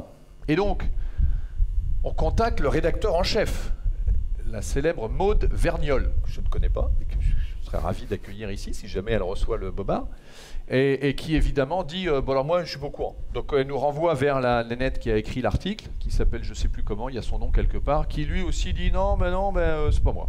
Bon, c'est personne en fait. Et donc voilà, résultat des courses, nous avons un joli Bobard. C'est vrai que ça nous fait un plaisir qu'on le décerne à l'humanité, mais je ne sais pas s'il faut quand même qu'on continue à attribuer notre énergie sur des causes des espèces en semi-extinction. Mais en tout cas, voilà un joli Bobard où on peut raconter n'importe quoi pourvu qu'on remplit la rubrique des violences policières. Voilà ce Bob Harpon, ce Bobard du camarade Harpon. Pour le dernier Bobard de la soirée, on en revient au Bobard systémique, le Bobard qui raconte le racisme dont nous sommes tous victimes, même sans le savoir. dont nous faisons tous preuve, même quand on ne fait rien, que nous agissons tous comme ça, même si on est très très loin de ce genre de considération. Le bobard systémique, c'est quoi? C'est suite à la mort de de George Floyd, tué par le policier Derek Chauvin, qui a été à l'origine de l'explosion de violence que l'on a pu apercevoir aux États-Unis en particulier, mais dans le reste du monde, puisqu'il avait été soi-disant tué à cause de la couleur de sa peau, et non pas parce qu'il avait l'air louche un soir en sortant d'une cité, là aussi tout aussi louche, qu'il avait déjà fait un certain nombre de passages en prison, etc., etc. Bizarrement, les profils se ressemblent, je ne sais pas ce que vous en pensez. Et à la suite de cette affaire, on nous a annoncé que, en particulier aux États-Unis, les Noirs avaient beaucoup plus de chances, beaucoup plus de chances d'être tués par la police que leurs compatriotes blancs. Ceci a donné, en tout cas a alimenté l'idée d'un racisme systémique. Si jamais vous ne savez pas ce que c'est, je vous conseille d'aller voir Rokhaya Diallo. Elle se fera un plaisir de vous l'expliquer. Regardez une vidéo en 20 secondes, vous aurez compris l'ensemble, la tonalité de ce qu'elle raconte. Elle devait être là ce soir, mais elle est prise à un meeting de soutien à Audrey Pulvar. Présence de Sibeth Ndiaye et de la compagnie créole. Donc autant vous dire que c'est l'endroit où il fallait être. Qui tentent tous de devenir les nouvelles Kamala Harris, donc on a encore un petit chemin. Le problème avec les États-Unis, c'est que les statistiques raciales existent et que donc il y a des chiffres et des études. Et vous allez voir, j'en mets ma main à couper, que ces études ne disent pas... En fait, vous n'allez pas voir grand-chose, hein. C'est normal si vous ne voyez rien, c'est écrit en tout petit, mais il va tout vous expliquer. Je vais tout vous expliquer. Et ces chiffres vont en fait globalement dire exactement l'inverse. Le premier point, c'est que sur les chiffres de la criminalité générale aux États-Unis, comme vous pouvez le voir ici, les Noirs font beaucoup plus de crimes par rapport à la proportion qu'ils représentent dans la population américaine que les Blancs. Proportion noire, crimes et délits commis par des Noirs. Donc je donne les chiffres, hein, puisque donc, les Noirs représentent 13,4% de la population et représentent 27,4% des crimes et délits et 37,4% des crimes violents. Les Blancs, qui représentent 76,5% de la population, représentent 69% des crimes et délits et 58,7% des crimes violents. Avec des jolis chiffres comme ça, j'ai presque l'impression d'être un expert à la télé. On pourra bientôt présenter la météo. C'est ça. Premier point, c'est effectivement les Noirs font plus de crimes que les Blancs aux États-Unis. Le deuxième point, c'est surtout que les meurtres sont commis à 48% par des Noirs, sachant qu'ils ne font que 13,4% de la population. Globalement, on n'est que à 2 points sur 3, et je ne sais pas pour vous, mais ça sent louche. Troisième point, c'est surtout que ceux qui tuent des Noirs, ils sont aussi Noirs. Donc sauf à nous expliquer, et ça Rokhaya Diallo ne s'y est pas encore attelé, que les Noirs sont eux aussi atteints de racisme systémique, on peut tout à fait dire que ce bobard est assez magistral et qu'il est aussi réel que le racisme systémique qu'on nous chante à longueur de journée. Et là, effectivement, quand on lit les études tirées de ces publications, quand on regarde sur la partie criminelle, nous remarquons qu'il n'y a pas d'évidence systématique, et non pas systémique, d'un biais anti-noir dans les tueries, malheureuses certainement, commis contre les Noirs aux États-Unis par la police. Là aussi, les officiers blancs n'ont pas l'air d'être plus particulièrement portés sur la violence et l'utilisation des armes à feu contre les minorités que des officiers non noirs. Non blancs, pardon. La question se pose peut-être du coup des victimes, en tout cas des délinquants, que sur les policiers. Voilà, donc une fois de plus, un bobard qui ne résiste pas au réel et à l'analyse statistique. Voilà, donc on va voter maintenant pour cette troisième catégorie qui est la catégorie BLM. Donc BLM, ça ne veut pas dire Bruno Le Maire. Il n'y a que Bruno Le Maire qui croit que quand on dit BLM, c'est Bruno Le Maire. Mais... On s'est fait un pari d'annoncer tous les ministres du gouvernement d'ici la fin de la soirée sur scène. Ils vont tous venir les uns après les autres. Bien. Alors, le premier bobard de cette série... C'est le bobard blanc de blanc. Ou plus blanc que blanc. Merci messieurs, c'est courageux. 2 voix, bravo. Merci soit pour vous venez de vous réveiller, soit il y a des vraies convictions, je ne sais pas, mais en tout cas bravo. Ensuite, et de là-haut, pardon. Le bobard Bob Harpon. C'est un peu plus engagé. Ça c'est les vieux... C'est les vieilles affroncements Est-Ouest, il y a le quand même côté, moi quand j'étais jeune, il y avait les murs de Berlin, donc l'humanité je peux pas les saquer. Ok, je comprends. Maintenant, il y a des jeunes aussi. Oh là, incroyable. Et enfin, ok, merci. Et maintenant, le bobard systémique. Oh là là, n'en jetez plus, la coupe est pleine. Parfait, donc troisième bobard qui concourra pour la grande finale, c'est le bobard systémique. On vous montre un deuxième récidiviste. Attention, parce que c'est un multi récidiviste. Vous allez l'identifier assez tôt. Oui, d'autant plus qu'on a mis son nom. Donc ça aide quand même à l'identifier assez tôt. Donc on rappelle l'AFP quand même, qui a gagné le bobard de guerre en 2011. Et pour quand même expliquer que Kadhafi gavait ses troupes de Viagra. C'est d'un niveau scientifique. C'est fascinant, c'est fascinant. C'est fascinant. Ils ont certainement fait appel aux mêmes experts médicaux que ceux qui nous ont annoncé que le pangolin avait fait le tour de la planète. En 2015, on nous a expliqué que James Foley, qui avait été égorgé par l'État islamique, était en fait une victime du gouvernement syrien. L'idée, là encore toujours, c'était de taper sur Bachar el-Assad et non pas sur ses opposants qui étaient plus ou moins nos alliés, enfin Dixit Laurent Fabius. En 2016, on nous annonce, alors là pour le coup on inverse la situation, c'est la décapitation d'un combattant de l'État islamique par un chrétien, hein, qui a servi l'ensemble de sa région depuis maintenant 2500 ans. Souvenez-vous, l'idée étant simple, on fait du parallèle, vous voyez bien, ils font ça contre nous, mais nous faisons ça contre eux, donc on est bien à égalité, et on s'en lave les mains. En 2019, sur l'ensemble de son œuvre, nous avions cédé à cette facilité de leur remettre un prix pour sa fidèle participation au Bobard d'Or, puisque c'est vrai que l'AFP est présente chaque année avec des prix. Et cette année, voilà, c'est le Bobard carcéral de l'année dernière. Ça n'aura pas suffi. Rappelez-vous, où ils avaient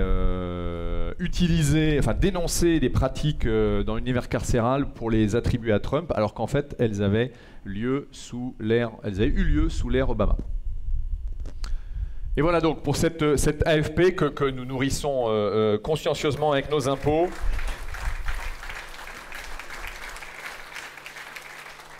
Là encore, bien présents ce soir, il faut le dire. Donc ils ne faiblissent pas, ils sont toujours bien vaillants. Et on compte sur eux l'année prochaine, comme on compte sur vous. Alors, on va vous présenter maintenant une personnalité que probablement vous connaissez. Je vais essayer de vous faire deviner par quelques indices. Cette personnalité, cette personne est aussi à l'aise dans le grand air des Alpes que dans la boue de la télé-poubelle. Elle est aussi à l'aise dans la fureur d'une manifestation ou dans la pédagogie d'un lanceur d'alerte. Elle est née à Toulouse et donc elle a en elle un peu de ce sang du Cid qui nous rappelait qu'aux âmes bien nées, la valeur n'attend pas le nombre des années. Et elle sait que le combat de la réinformation est prioritaire, est absolument nécessaire pour la survie de tout ce qui nous est cher. Et elle va nous en parler aujourd'hui. On est très heureux de l'accueillir, mettre un petit peu de fraîcheur parmi les vieux barbons que nous sommes. Et donc nous accueillons sous vos applaudissements mademoiselle Thaïs Descuffon.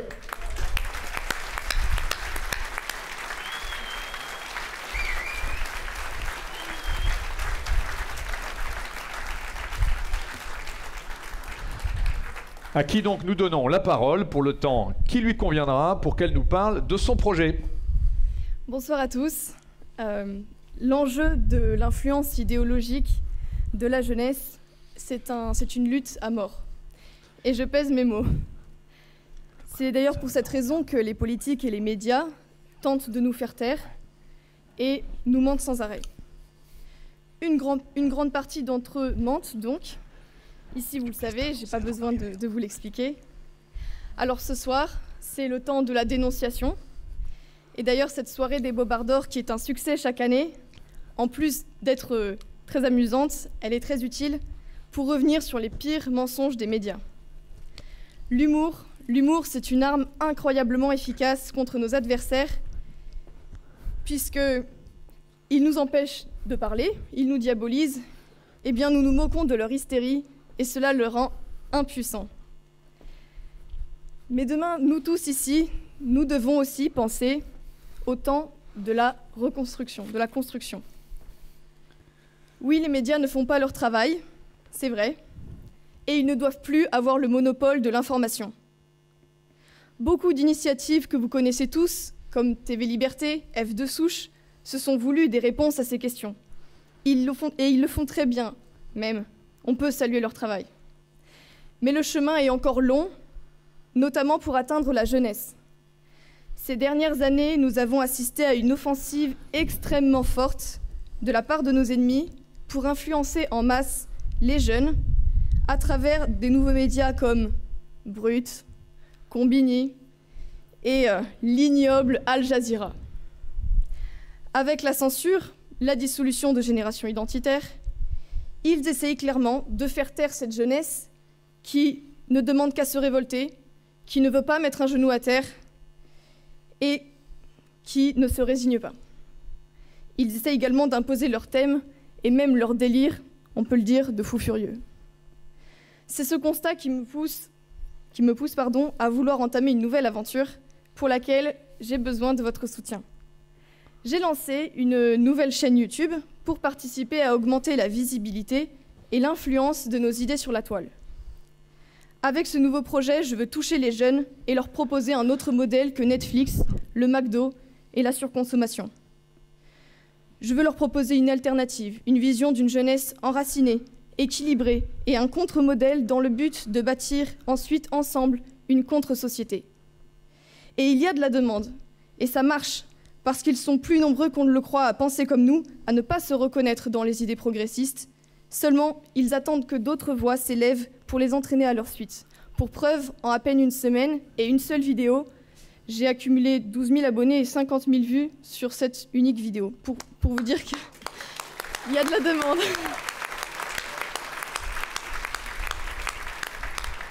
Merci. Sur cette chaîne, je souhaite également produire des reportages assez longs, d'environ 1 heure, comme peut le faire la célèbre journaliste canadienne Lauren Southern, peut-être que certains d'entre vous connaissent. Elle avait notamment réalisé un documentaire qui portait sur le génocide des Blancs en Afrique du Sud, qui avait atteint plus de 2,5 millions de vues sur YouTube. Et je pense que utiliser ce format-là pourrait être très percutant auprès de la jeunesse. Sur des thèmes qui sont encore peu explorés par les médias de réinformation ou complètement ignorés par les grands médias, des nouveaux formats adaptés à la jeunesse tout en étant très professionnels sur le fond et sur la forme. Je ne peux vous en dire davantage sur le moment, notamment concernant les sujets sur lesquels je travaille, mais n'hésitez pas bien sûr à vous abonner à ma chaîne, Thaïs Descuffon, pour être tenu au courant de mes actualités.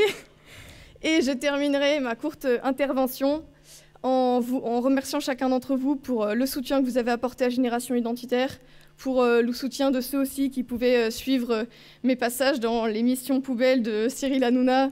Puis, quand j'étais sur le plateau, j'imaginais toutes les personnes derrière leur écran qui me soutenaient à distance, tous les messages que j'ai reçus, etc. Je vous remercie de m'avoir écouté et je vous souhaite une très bonne fin de soirée. Je serai ravie d'échanger avec vous par la suite.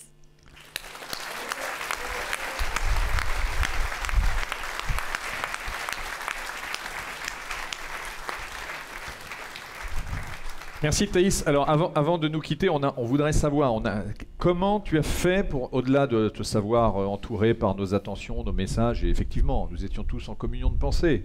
Enfin, tous ceux qui regardent régulièrement Cyril Hanouna, bien évidemment, qui sont nombreux dans cette salle. Mais comment as-tu fait pour survivre face à la meute ?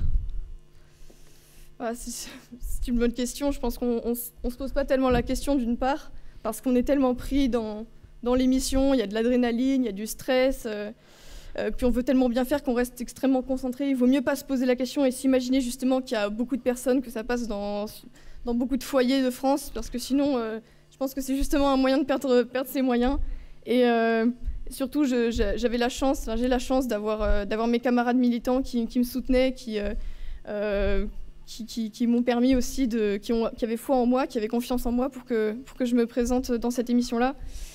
Et après, ça va paraître peut-être un peu pompeux, mais tout simplement, moi j'essaie de relativiser aussi et je me dis que nos ancêtres qui ont fait quand même bien plus que moi, ils sont allés dans les tranchées, ils se faisaient viser par des obus, leurs camarades qui tombaient à côté, passer dans l'émission de Cyril Hanouna, bon, c'est pas grand-chose.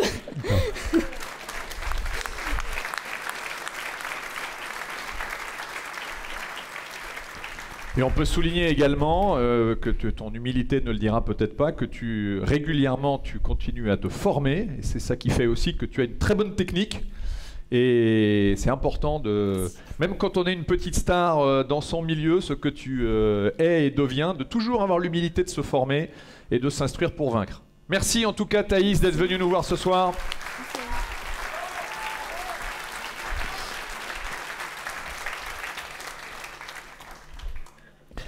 Alors, nous allons passer maintenant à la phase de vote de notre dernier bobard. Et pour cela, pour parfaire les explications que nous vous avons faites un peu rapidement sur ces bobards vainqueurs, je voudrais appeler un expert, mais un vrai.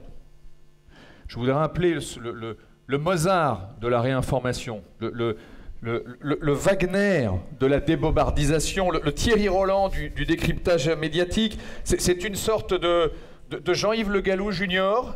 Il partage avec lui la passion de chasser le bobard ainsi que le cheveu rare. J'appelle Nicolas Faure.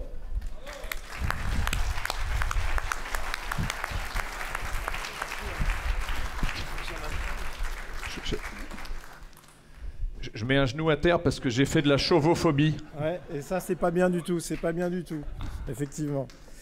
Bonsoir à tous. Alors, on a 3 bobards. Il faut aider le public à faire son choix. Et donc, S-Expert, d'Immédiat et d'autres talents, explique-nous. Alors, je vais essayer effectivement d'influencer au maximum, ou en tout cas d'expliquer, d'apporter peut-être un regard plus technique sur chaque bobard. Vous avez fait des très bons choix déjà, donc bravo, parce que c'était pas évident. Cette année, il y avait vraiment du choix. Alors d'abord, vous avez sélectionné le bobard complot. Donc, je ne vais pas revenir dessus. Mais ce qui est intéressant avec ce bobard complot, donc finalement ceux qui doutent de la légitimité de la victoire de Joe Biden, que ce soit par d'éventuelles fraudes ou alors par une éventuelle collusion entre GAFA, grands syndicats, grandes entreprises, etc., pour contrer Trump, tous ceux qui doutaient de la légitimité de cette victoire-là étaient traités de complotistes. Alors, les médias, on l'a vu, ont traité ça. Moi, j'appelle ça un espèce d'argument d'autorité, mais tout en louvoyant. Enfin, ils sont un peu des marins, les médias qui sont contre le vent et qui en fait ne disent pas les choses eux-mêmes, mais qui s'appuient sur des experts qui parlent de complot, etc. Des experts du complotisme, etc. Et surtout qui ont un argument finalement béton, c'est de dire vous êtes des crétins, vous n'y connaissez rien, évidemment que c'est impossible, et d'ailleurs c'est tellement évidemment impossible qu'on ne va pas faire d'enquête, tout simplement, ça serait beaucoup trop simple. Donc ça c'est vraiment extraordinaire quand on y pense, c'est-à-dire qu'ils vous disent mais non mais évidemment qu'il n'y a pas de complot, ça serait tellement énorme. Du coup, nous, on se pose les questions, on dit oui, mais quand même, il y a des choses qui ne vont pas. Le vote par correspondance en France a été interdit. Et puis, les GAFA n'ont pas été complètement neutres sur cette histoire-là. Et les médias balayent ça d'un revers de main en disant non, vous êtes des complotistes, vous êtes des crétins, vous êtes des nazes. Et ce qui est extraordinaire, c'est que on a cet article du Time qui est vraiment fou. Vraiment, je vous invite à le lire. Il est très long, vraiment très long, mais il explique concrètement ce qui s'est passé. Oui, tout ce que disaient les complotistes était absolument vrai. Oui, il y a eu collusion entre des grands syndicats professionnels, entre des GAFA qui ont mis en avant certains contenus plus que d'autres, etc. Et on a même ce terme-là qui est employé par le Time. Il y avait bien une cabale secrète contre Donald Trump. Bon, c'est l'évidence même. Mais ce qui est extraordinaire dans ce bobard, c'est vraiment le manque d'enquête des médias. On le voit toutes les semaines sur Immédiat avec Jean-Yves. C'est pas nouveau pour ceux qui regardent l'émission.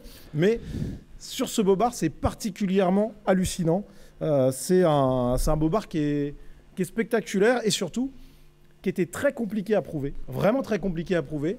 Et ce sont les médias eux-mêmes qui, fort d'un sentiment de supériorité, mais extraordinaire, l'ont avoué. Enfin, je ne sais pas si vous vous rendez compte, parce que montrer la collusion entre les GAFA et les opposants à Trump, théoriquement, c'est quasiment impossible. Mais eux-mêmes l'ont avoué. Ils disent, oui, on a fait des dîners avec les gars en leur demandant de faire pression sur la diffusion des contenus, etc. Donc, ils ont eux-mêmes prouvé ce bobard. C'est extraordinaire. Donc, c'est à la fois le bobard de l'arrogance aussi. Ouais, c'est exactement ça. C'est l'arrogance, déjà, de nier le fait qu'on puisse se poser des questions. Et en plus, l'arrogance de reconnaître, finalement, 2 semaines plus tard, ouais, en fait, vous aviez raison. Bon. Donc ça, c'était le premier bobard. Oui, mais applaudissez-le, bien sûr. Enfin, voyons.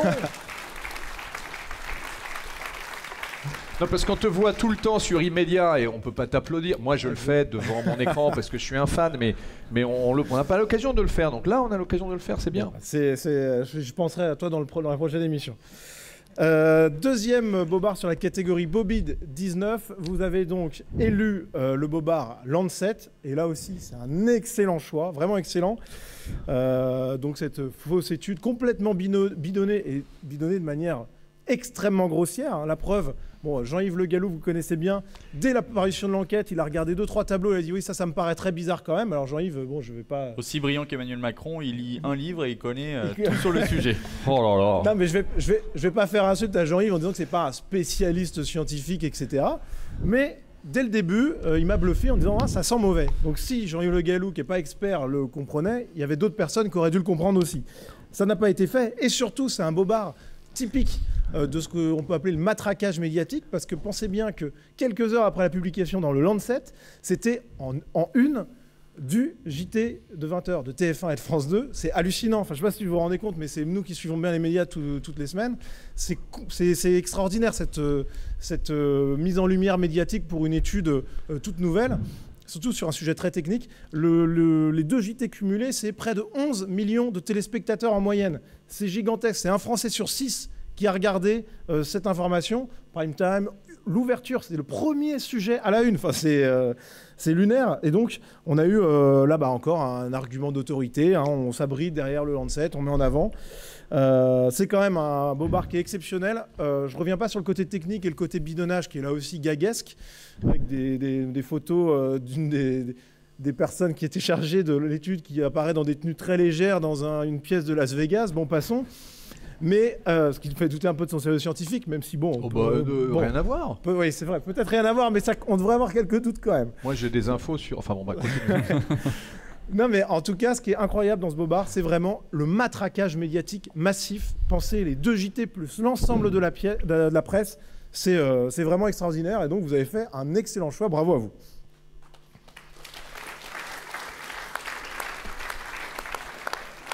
Et enfin, pour le bobard, le dernier bobard systémique. Sur le bobard systémique, déjà je suis un petit peu heureux parce que tous ces graphiques illisibles que vous avez vus, ils sont de moi, donc ça me fait plaisir. Non, on était ravis de pouvoir les commenter. Non, mais ce qui est intéressant, c'est que là c'est un peu le moment auto-promo, mais le boulot que j'ai fait en allant chercher ces données à la source, donc sur les bases de données du FBI, etc., les journalistes pouvaient les faire en fait. Au lieu d'annoncer le racisme systémique qui infuse dans l'institution policière américaine, ça n'a pas pu être mis dans tous les bobards, mais des propos vraiment de journalistes qui disent qu'il y a un racisme systémique dans la police américaine. C'est complètement faux si on va regarder les chiffres. Donc il faut le faire, mais ces journalistes-là qui sont payés pour ça théoriquement, ils ne le font pas. Et donc moi je l'ai fait, mais d'autres auraient pu le faire aussi, et l'ont peut-être fait d'ailleurs. Mais ce que je veux dire, c'est que c'est un boulot qui prend quelques heures, ok, mais qui est facilement faisable. Et donc, le fait, pour ces journalistes-là, de ne pas faire ce simple boulot un peu fastidieux, mais même pas, puisque c'est intéressant, c'est un vrai sujet de fond, le fait de ne pas le faire, c'est quand même extraordinaire. Et donc, on a, en plus, pareil, j'avais réussi à dégoter des petites études scientifiques académiques, n'est-ce pas, qui cherchaient, on le sait bien, à démontrer qu'il y avait un racisme systémique dans la police, mais qui n'arrivaient pas à le démontrer. Là, pareil, les JT de 20 heures qui font leur une sur un article complètement bidonné du Lancet, là, sur des études qui prouvent qu'il n'y a pas de racisme systémique quand on parle des tirs policiers aux USA, rien, pas un mot, on ne les cherche pas, ou alors les journalistes qui ont cherché, ont trouvé, ont mis de côté. C'est un bobard vraiment, vraiment total. Et je note quand même qu'il n'y a pas que la presse qui a été... dans ce bobard-là, il y a aussi de nombreux influenceurs qui ont mis des carrés noirs sur leurs réseaux sociaux, tous les footballeurs qui mettent le genou en ce moment dans l'Euro. Je rappelle que Hugo Lloris, le capitaine de l'équipe de France, a annoncé aujourd'hui même que l'équipe de France allait mettre un genou à terre lors de son prochain match. Et alors, à la limite, bon, les huer, pourquoi pas, mais en fait, il faudrait huer les médias qui sont responsables de ça en répétant tous les jours qu'il y a un racisme systémique. Donc, parce qu'à la base, le genou par terre, c'était pour ça. C'était le racisme systémique dans la police américaine, George Floyd qui était mort, etc. Bref. Oui, parce qu'on ne peut pas s'en prendre uniquement à la capacité de réflexion intrinsèque du footballeur. Ouais, exact. C'est joliment dit. On ne peut pas faire ça. Joliment dit. Mais en tout cas, voilà, les médias sont responsables de ça en répétant un mensonge. Alors, soit par paresse, soit par bobard pur et simple. En tous les cas, c'était là encore un excellent choix de bobard. Et ce qui est incroyable, enfin, ce qui est dommage, c'est qu'on a des statistiques ethniques aux États-Unis. On n'en a pas en France. Et donc, quand Rokhaya Diallo, que tu citais tout à l'heure, nous parle d'un racisme systémique en France, eh ben, on ne peut pas lui répondre puisqu'on ne peut pas vérifier ça par des faits. Donc on est dans la croyance, on est dans la religion, et c'est hallucinant de voir que les médias, finalement, s'en fichent complètement et continuent à nous intoxiquer. Merci, maître.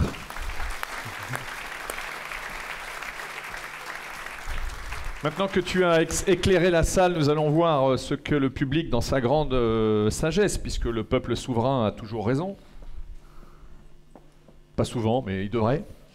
Alors, surtout vous. Donc là, il s'agit de choisir le vrai bobardeur de la soirée et d'identifier donc quel est l'organe de presse qui se verra décerner le petit Pinocchio rouge qui est sur la table derrière Paul. Donc, quels sont ceux qui votent pour le premier bobard qui est le bobard complot? 2, 3, 4, 5, 6, 7, 8, 11, 25. 27, moi j'aime. Je fais toujours plus 10%. Qui? C'est comme ma prime. C'est comme vos dons. Qui vote pour le bobard dans la catégorie Bobby 19 pour le grand bobard d'or de 2021, le bobard The Lancet? 1, 2, 3, 4, 5, 6, 7, 8, 9, 10. Les 3 à droite aussi.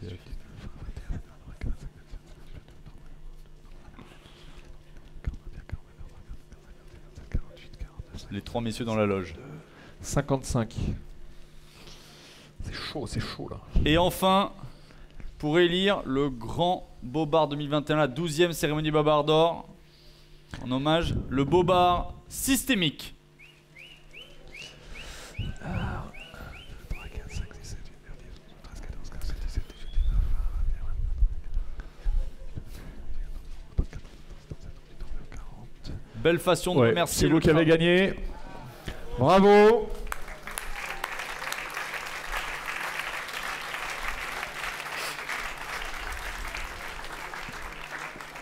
Un bel hommage rendu à Nicolas qui effectivement compile toutes ces données pour en faire les graphiques que vous avez eu ce soir, mais aussi les images, les captures d'écran, etc., etc. Donc le bobard de bronze est décerné au bobard sur le complot. Alors malheureusement c'est un bobard collectif puisque objectivement c'est toute la presse française qui s'est rendue coupable de bobardise. Et donc ils ont un bobard de bronze, mais ça fait un ça fait un pour chacun, hein, parce que nous tenons les comptes scrupuleusement, et donc ils pourront être dans les récidivistes de l'année prochaine. Donc merci la presse française pour ce bobard sur le complot. Vous avez été vus, vous serez pris et pendus. Bobard d'argent pour les journaux télévisés de TF1 et de France 2, avec leurs inénarrables présentateurs à Palmolive, là. Qui se sont vautrés dans l'alignement sur la pitrerie du Lancet. Donc le bobard Lancet et bobard d'argent 2021, mention spéciale France 2 et TF1.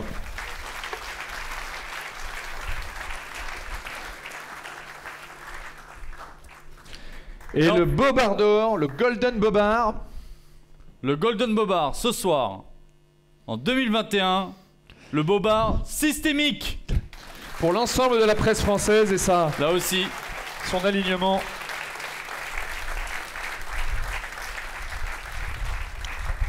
Et donc un bénévole de chez Polémia va se charger d'aller distribuer le bobard d'or à l'ensemble de la presse française.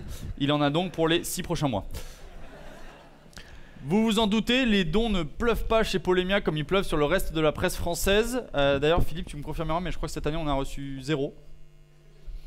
Pas en dons, mais en... Ah non, de l'État. Et donc, don, oui, parce que donc évidemment 0 aide de l'État. En revanche, savez-vous que grâce à la dictature sanitaire et à l'enfermement, que les Français ont globalement augmenté de près de 4% leurs dons aux associations en 2020? Les Français sont pétés de thunes. Et je pense que... Enfin bref. Tu voulais dire quelque chose sur les dons? J'allais dire quelque chose sur les dons. Vous vous en doutez, on a besoin de vos dons, on a besoin de vous. Tous les ans, vous nous aidez énormément, vous faites des très beaux dons, mais cette année, on veut pas que vous fassiez seulement de très beaux dons, on veut que vous fassiez des beaux dons, mais qui soient encore plus gros. Et donc pour cela, on a prévu un petit cadeau, ou en tous les cas 10 petits cadeaux, qui vont nous aider nous, mais pas seulement, qui vont aussi aider quelqu'un qui, par sa dignité et...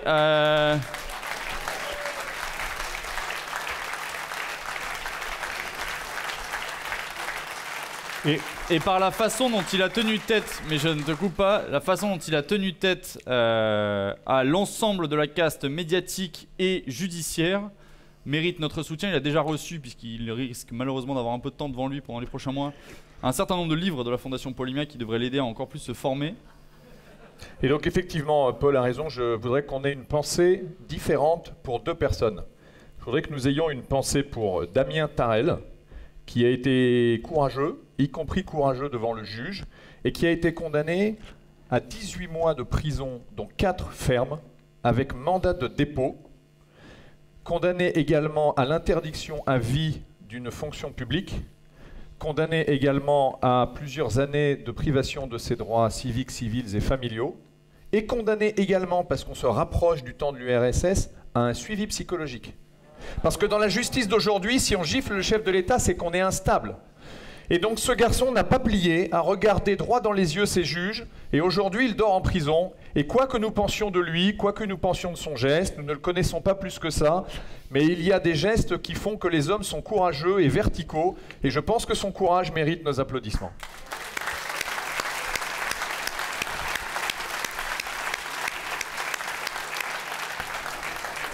Et je voudrais que nous ayons une pensée pour une autre personne qui s'appelle Alex Perrin. Alex Perrin est procureur de la République à Valence.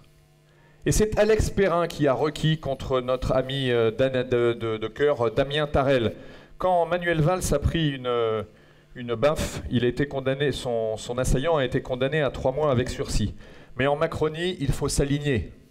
Et donc, il s'est trouvé le procureur général de la République de Valence pour requérir un peu plus que ce qui a valu comme condamnation. Et je voudrais que nous ayons une pensée assez méprisante pour ces fonctionnaires qui ne font pas leur travail et qui s'alignent sur la lâcheté et non pas sur la compréhension. Un minimum de discernement aurait permis à monsieur le procureur général de la République de se poser la question de qui en France et pour quel délit on condamne à 4 mois de prison ferme avec mandat de dépôt. Très peu de monde. Et donc des gens qui ont commis des actes bien plus répréhensibles. Alors c'est vrai, il y a l'offense faite au chef de l'État, mais voilà, je soumets sans huée ni réflexion ni applaudissement cette réflexion. Et donc moi je pense à monsieur Alex Perrin, procureur de la République à Valence, et je n'oublie pas la manière dont il s'est comporté. Je te redonne la main, Paul. Comme je vous le disais, on a 10 petits cadeaux pour vous ce soir. Pour ceux qui s'engagent là maintenant devant l'ensemble du public de cette 12e cérémonie Bobard d'Or à donner plus de 200 € à la Fondation Polymia, nous avons ce superbe t-shirt que vous pourrez arborer. Il en existe 10 dans le monde. Donc je ne sais pas si vous voyez à combien s'envolent les éditions limitées des grands designers, mais 200 €, c'est une affaire. Donc c'est les 10 premiers, si vous êtes plus de 10, les enchères monteront jusqu'à ce qu'on ait les 10 plus gros dons. Donc j'appelle maintenant la salle. C'est un contrat moral entre nous. Nous proposons à ceux d'entre vous qui s'engagent à faire un don ce soir, ou ce soir en rentrant chez eux, ou demain matin, mais pas plus tard que 10 h, un don de 200 € et plus à Polymia. S'il y en a 10 d'entre vous, ils reçoivent immédiatement pour le coup ce t-shirt. On a déjà un premier volontaire. Allez, voilà, bravo merci, monsieur. On lui donne deuxième. Faites passer derrière. Madame également. Ici, on a un troisième. On vous fait confiance, hein, on ne connaît pas vos noms, on ne sait pas ce que vous allez faire. C'est des euros, hein, c'est pas des euros CFA, tout ça, hein, c'est des euros des vrais. Hein. Donc il y en a un là-bas pour monsieur. Faites passer s'il vous plaît, attention à vos lunettes. Oh, quel lancer. Lancet. C'est ton côté grand basketteur. J'en vois un là-haut, on va faire passer. Ah oui, on va faire passer par là-bas. Super, au monsieur qui est là-bas. Alors, levez la main, il en reste 5, ne soyez pas timide. Bravo, monsieur, ici. Faites passer, s'il vous plaît. Attention, oui.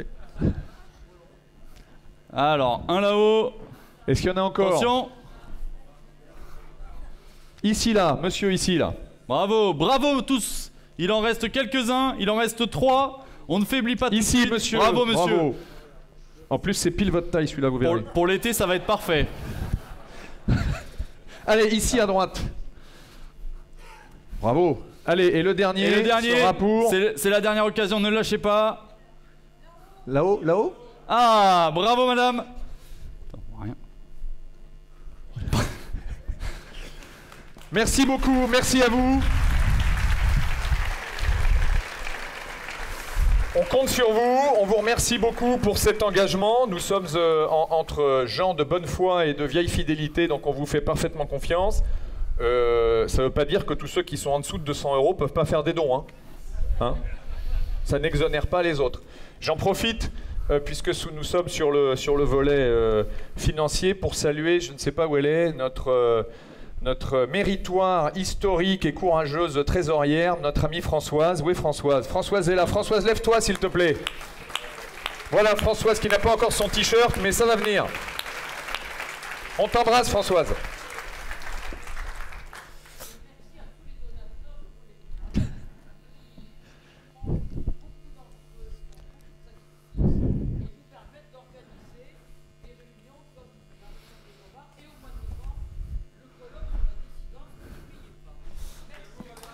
Merci Françoise et bravo. Alors pour conclure, on a décidé d'innover et de changer ce que vous aviez l'habitude. Donc j'ai l'honneur de vous présenter l'auteur de La tyrannie médiatique, le co-auteur du dictionnaire de novlangue et plus récemment l'auteur de manuel de lutte contre la diabolisation, qui ferait bien d'être lu par un certain nombre de journalistes, monsieur Jean-Yves Le Gallou.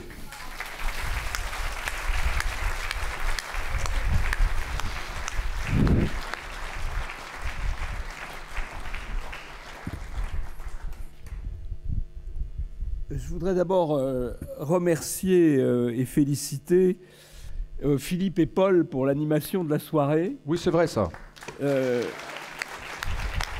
Bravo, c'est lui qui a tout fait.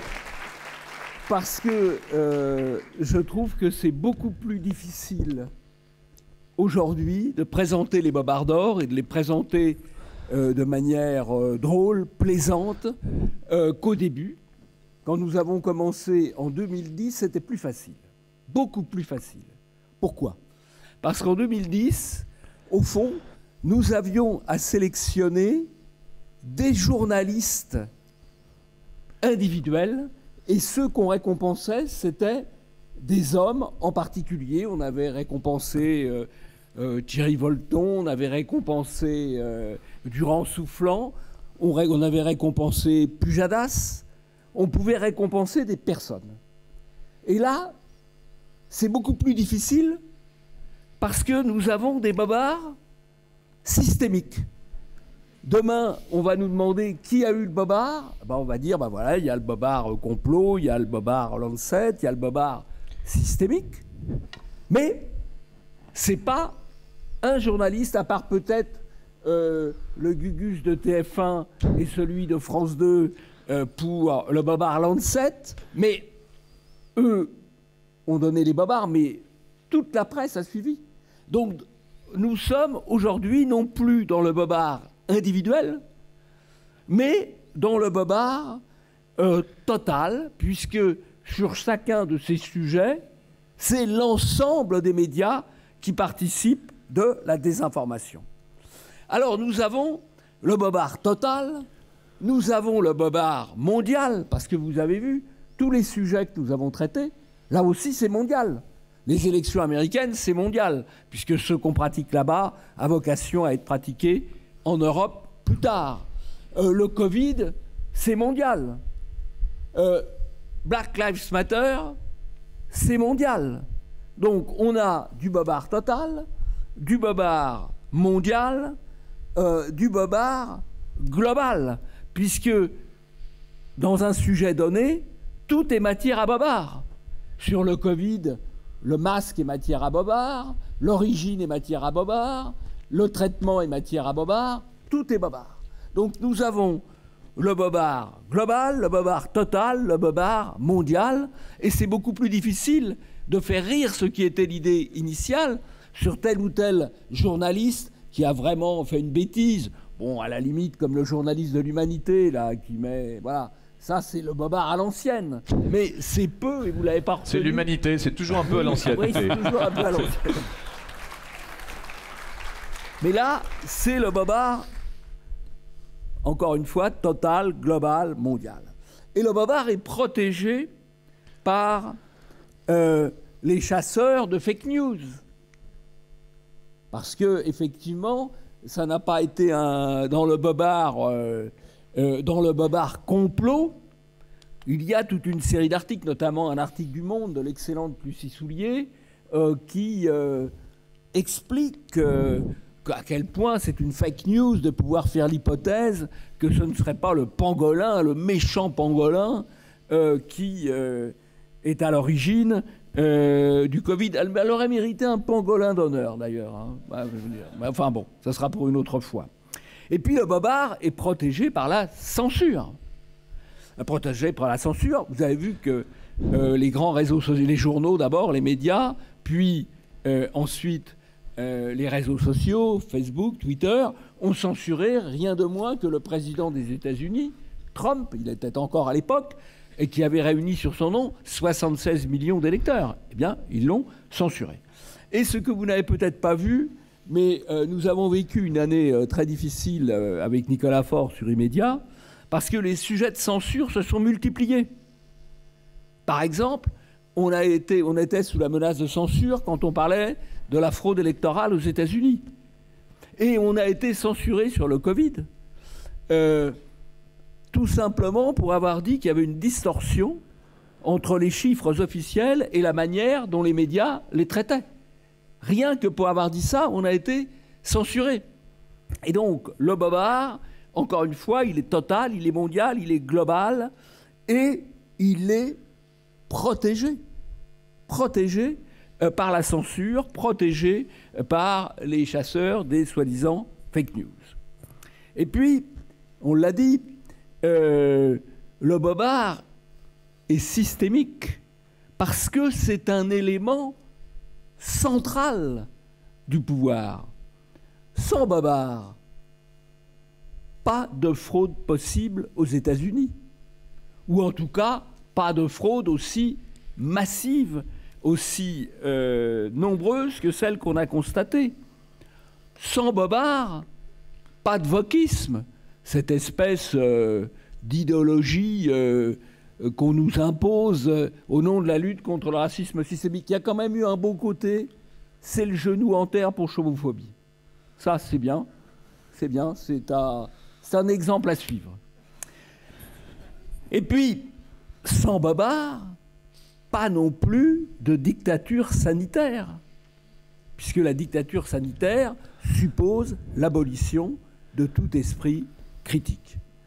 Alors finalement, par rapport à l'origine des bobards, au fond, l'origine, la cérémonie des bobards, à l'origine, c'est une cérémonie plaisante, drôle, où on épingle un journaliste qui en a fait un petit peu trop. Aujourd'hui, ce n'est plus ça. Ça reste drôle grâce au talent de Paul et de Philippe, mais ça devient dramatiquement sérieux, puisque le bobard est un élément crucial du pouvoir. Encore une fois, sans bobard, sans des informations massives, le système politico-médiatico-judiciaire s'effondrerait. Et nous, ce que nous devons continuer à faire, c'est à faire prendre conscience à de plus en plus de nos concitoyens de ce mensonge systémique. Mais c'est difficile, parce qu'ils sont en permanence sous perfusion du mensonge. Et nous devons, de notre côté, souligner les cas les plus aberrants. Mais malheureusement, et c'est une chose que je répète assez souvent sur les médias et qu'on a vu aussi dans cette affaire, la puissance du mensonge est telle qu'il finit par rester dans les esprits et à être répété, même une fois dénoncé. Ceci étant, ça ne nous empêchera pas de continuer et de saluer, au fond, par une immense ovation, l'ensemble de la classe médiatique française pour l'ensemble de ces mensonges.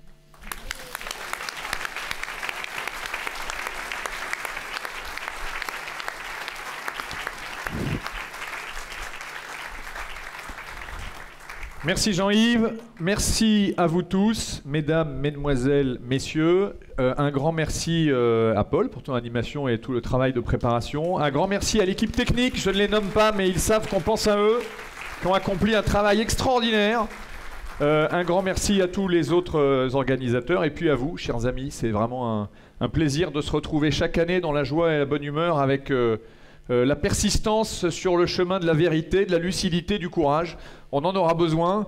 Et donc, bon été à tous. Et on se retrouve en septembre au colloque de la dissidence. Excellente soirée. Merci beaucoup. Et rentrez bien chez vous. Merci Philippe.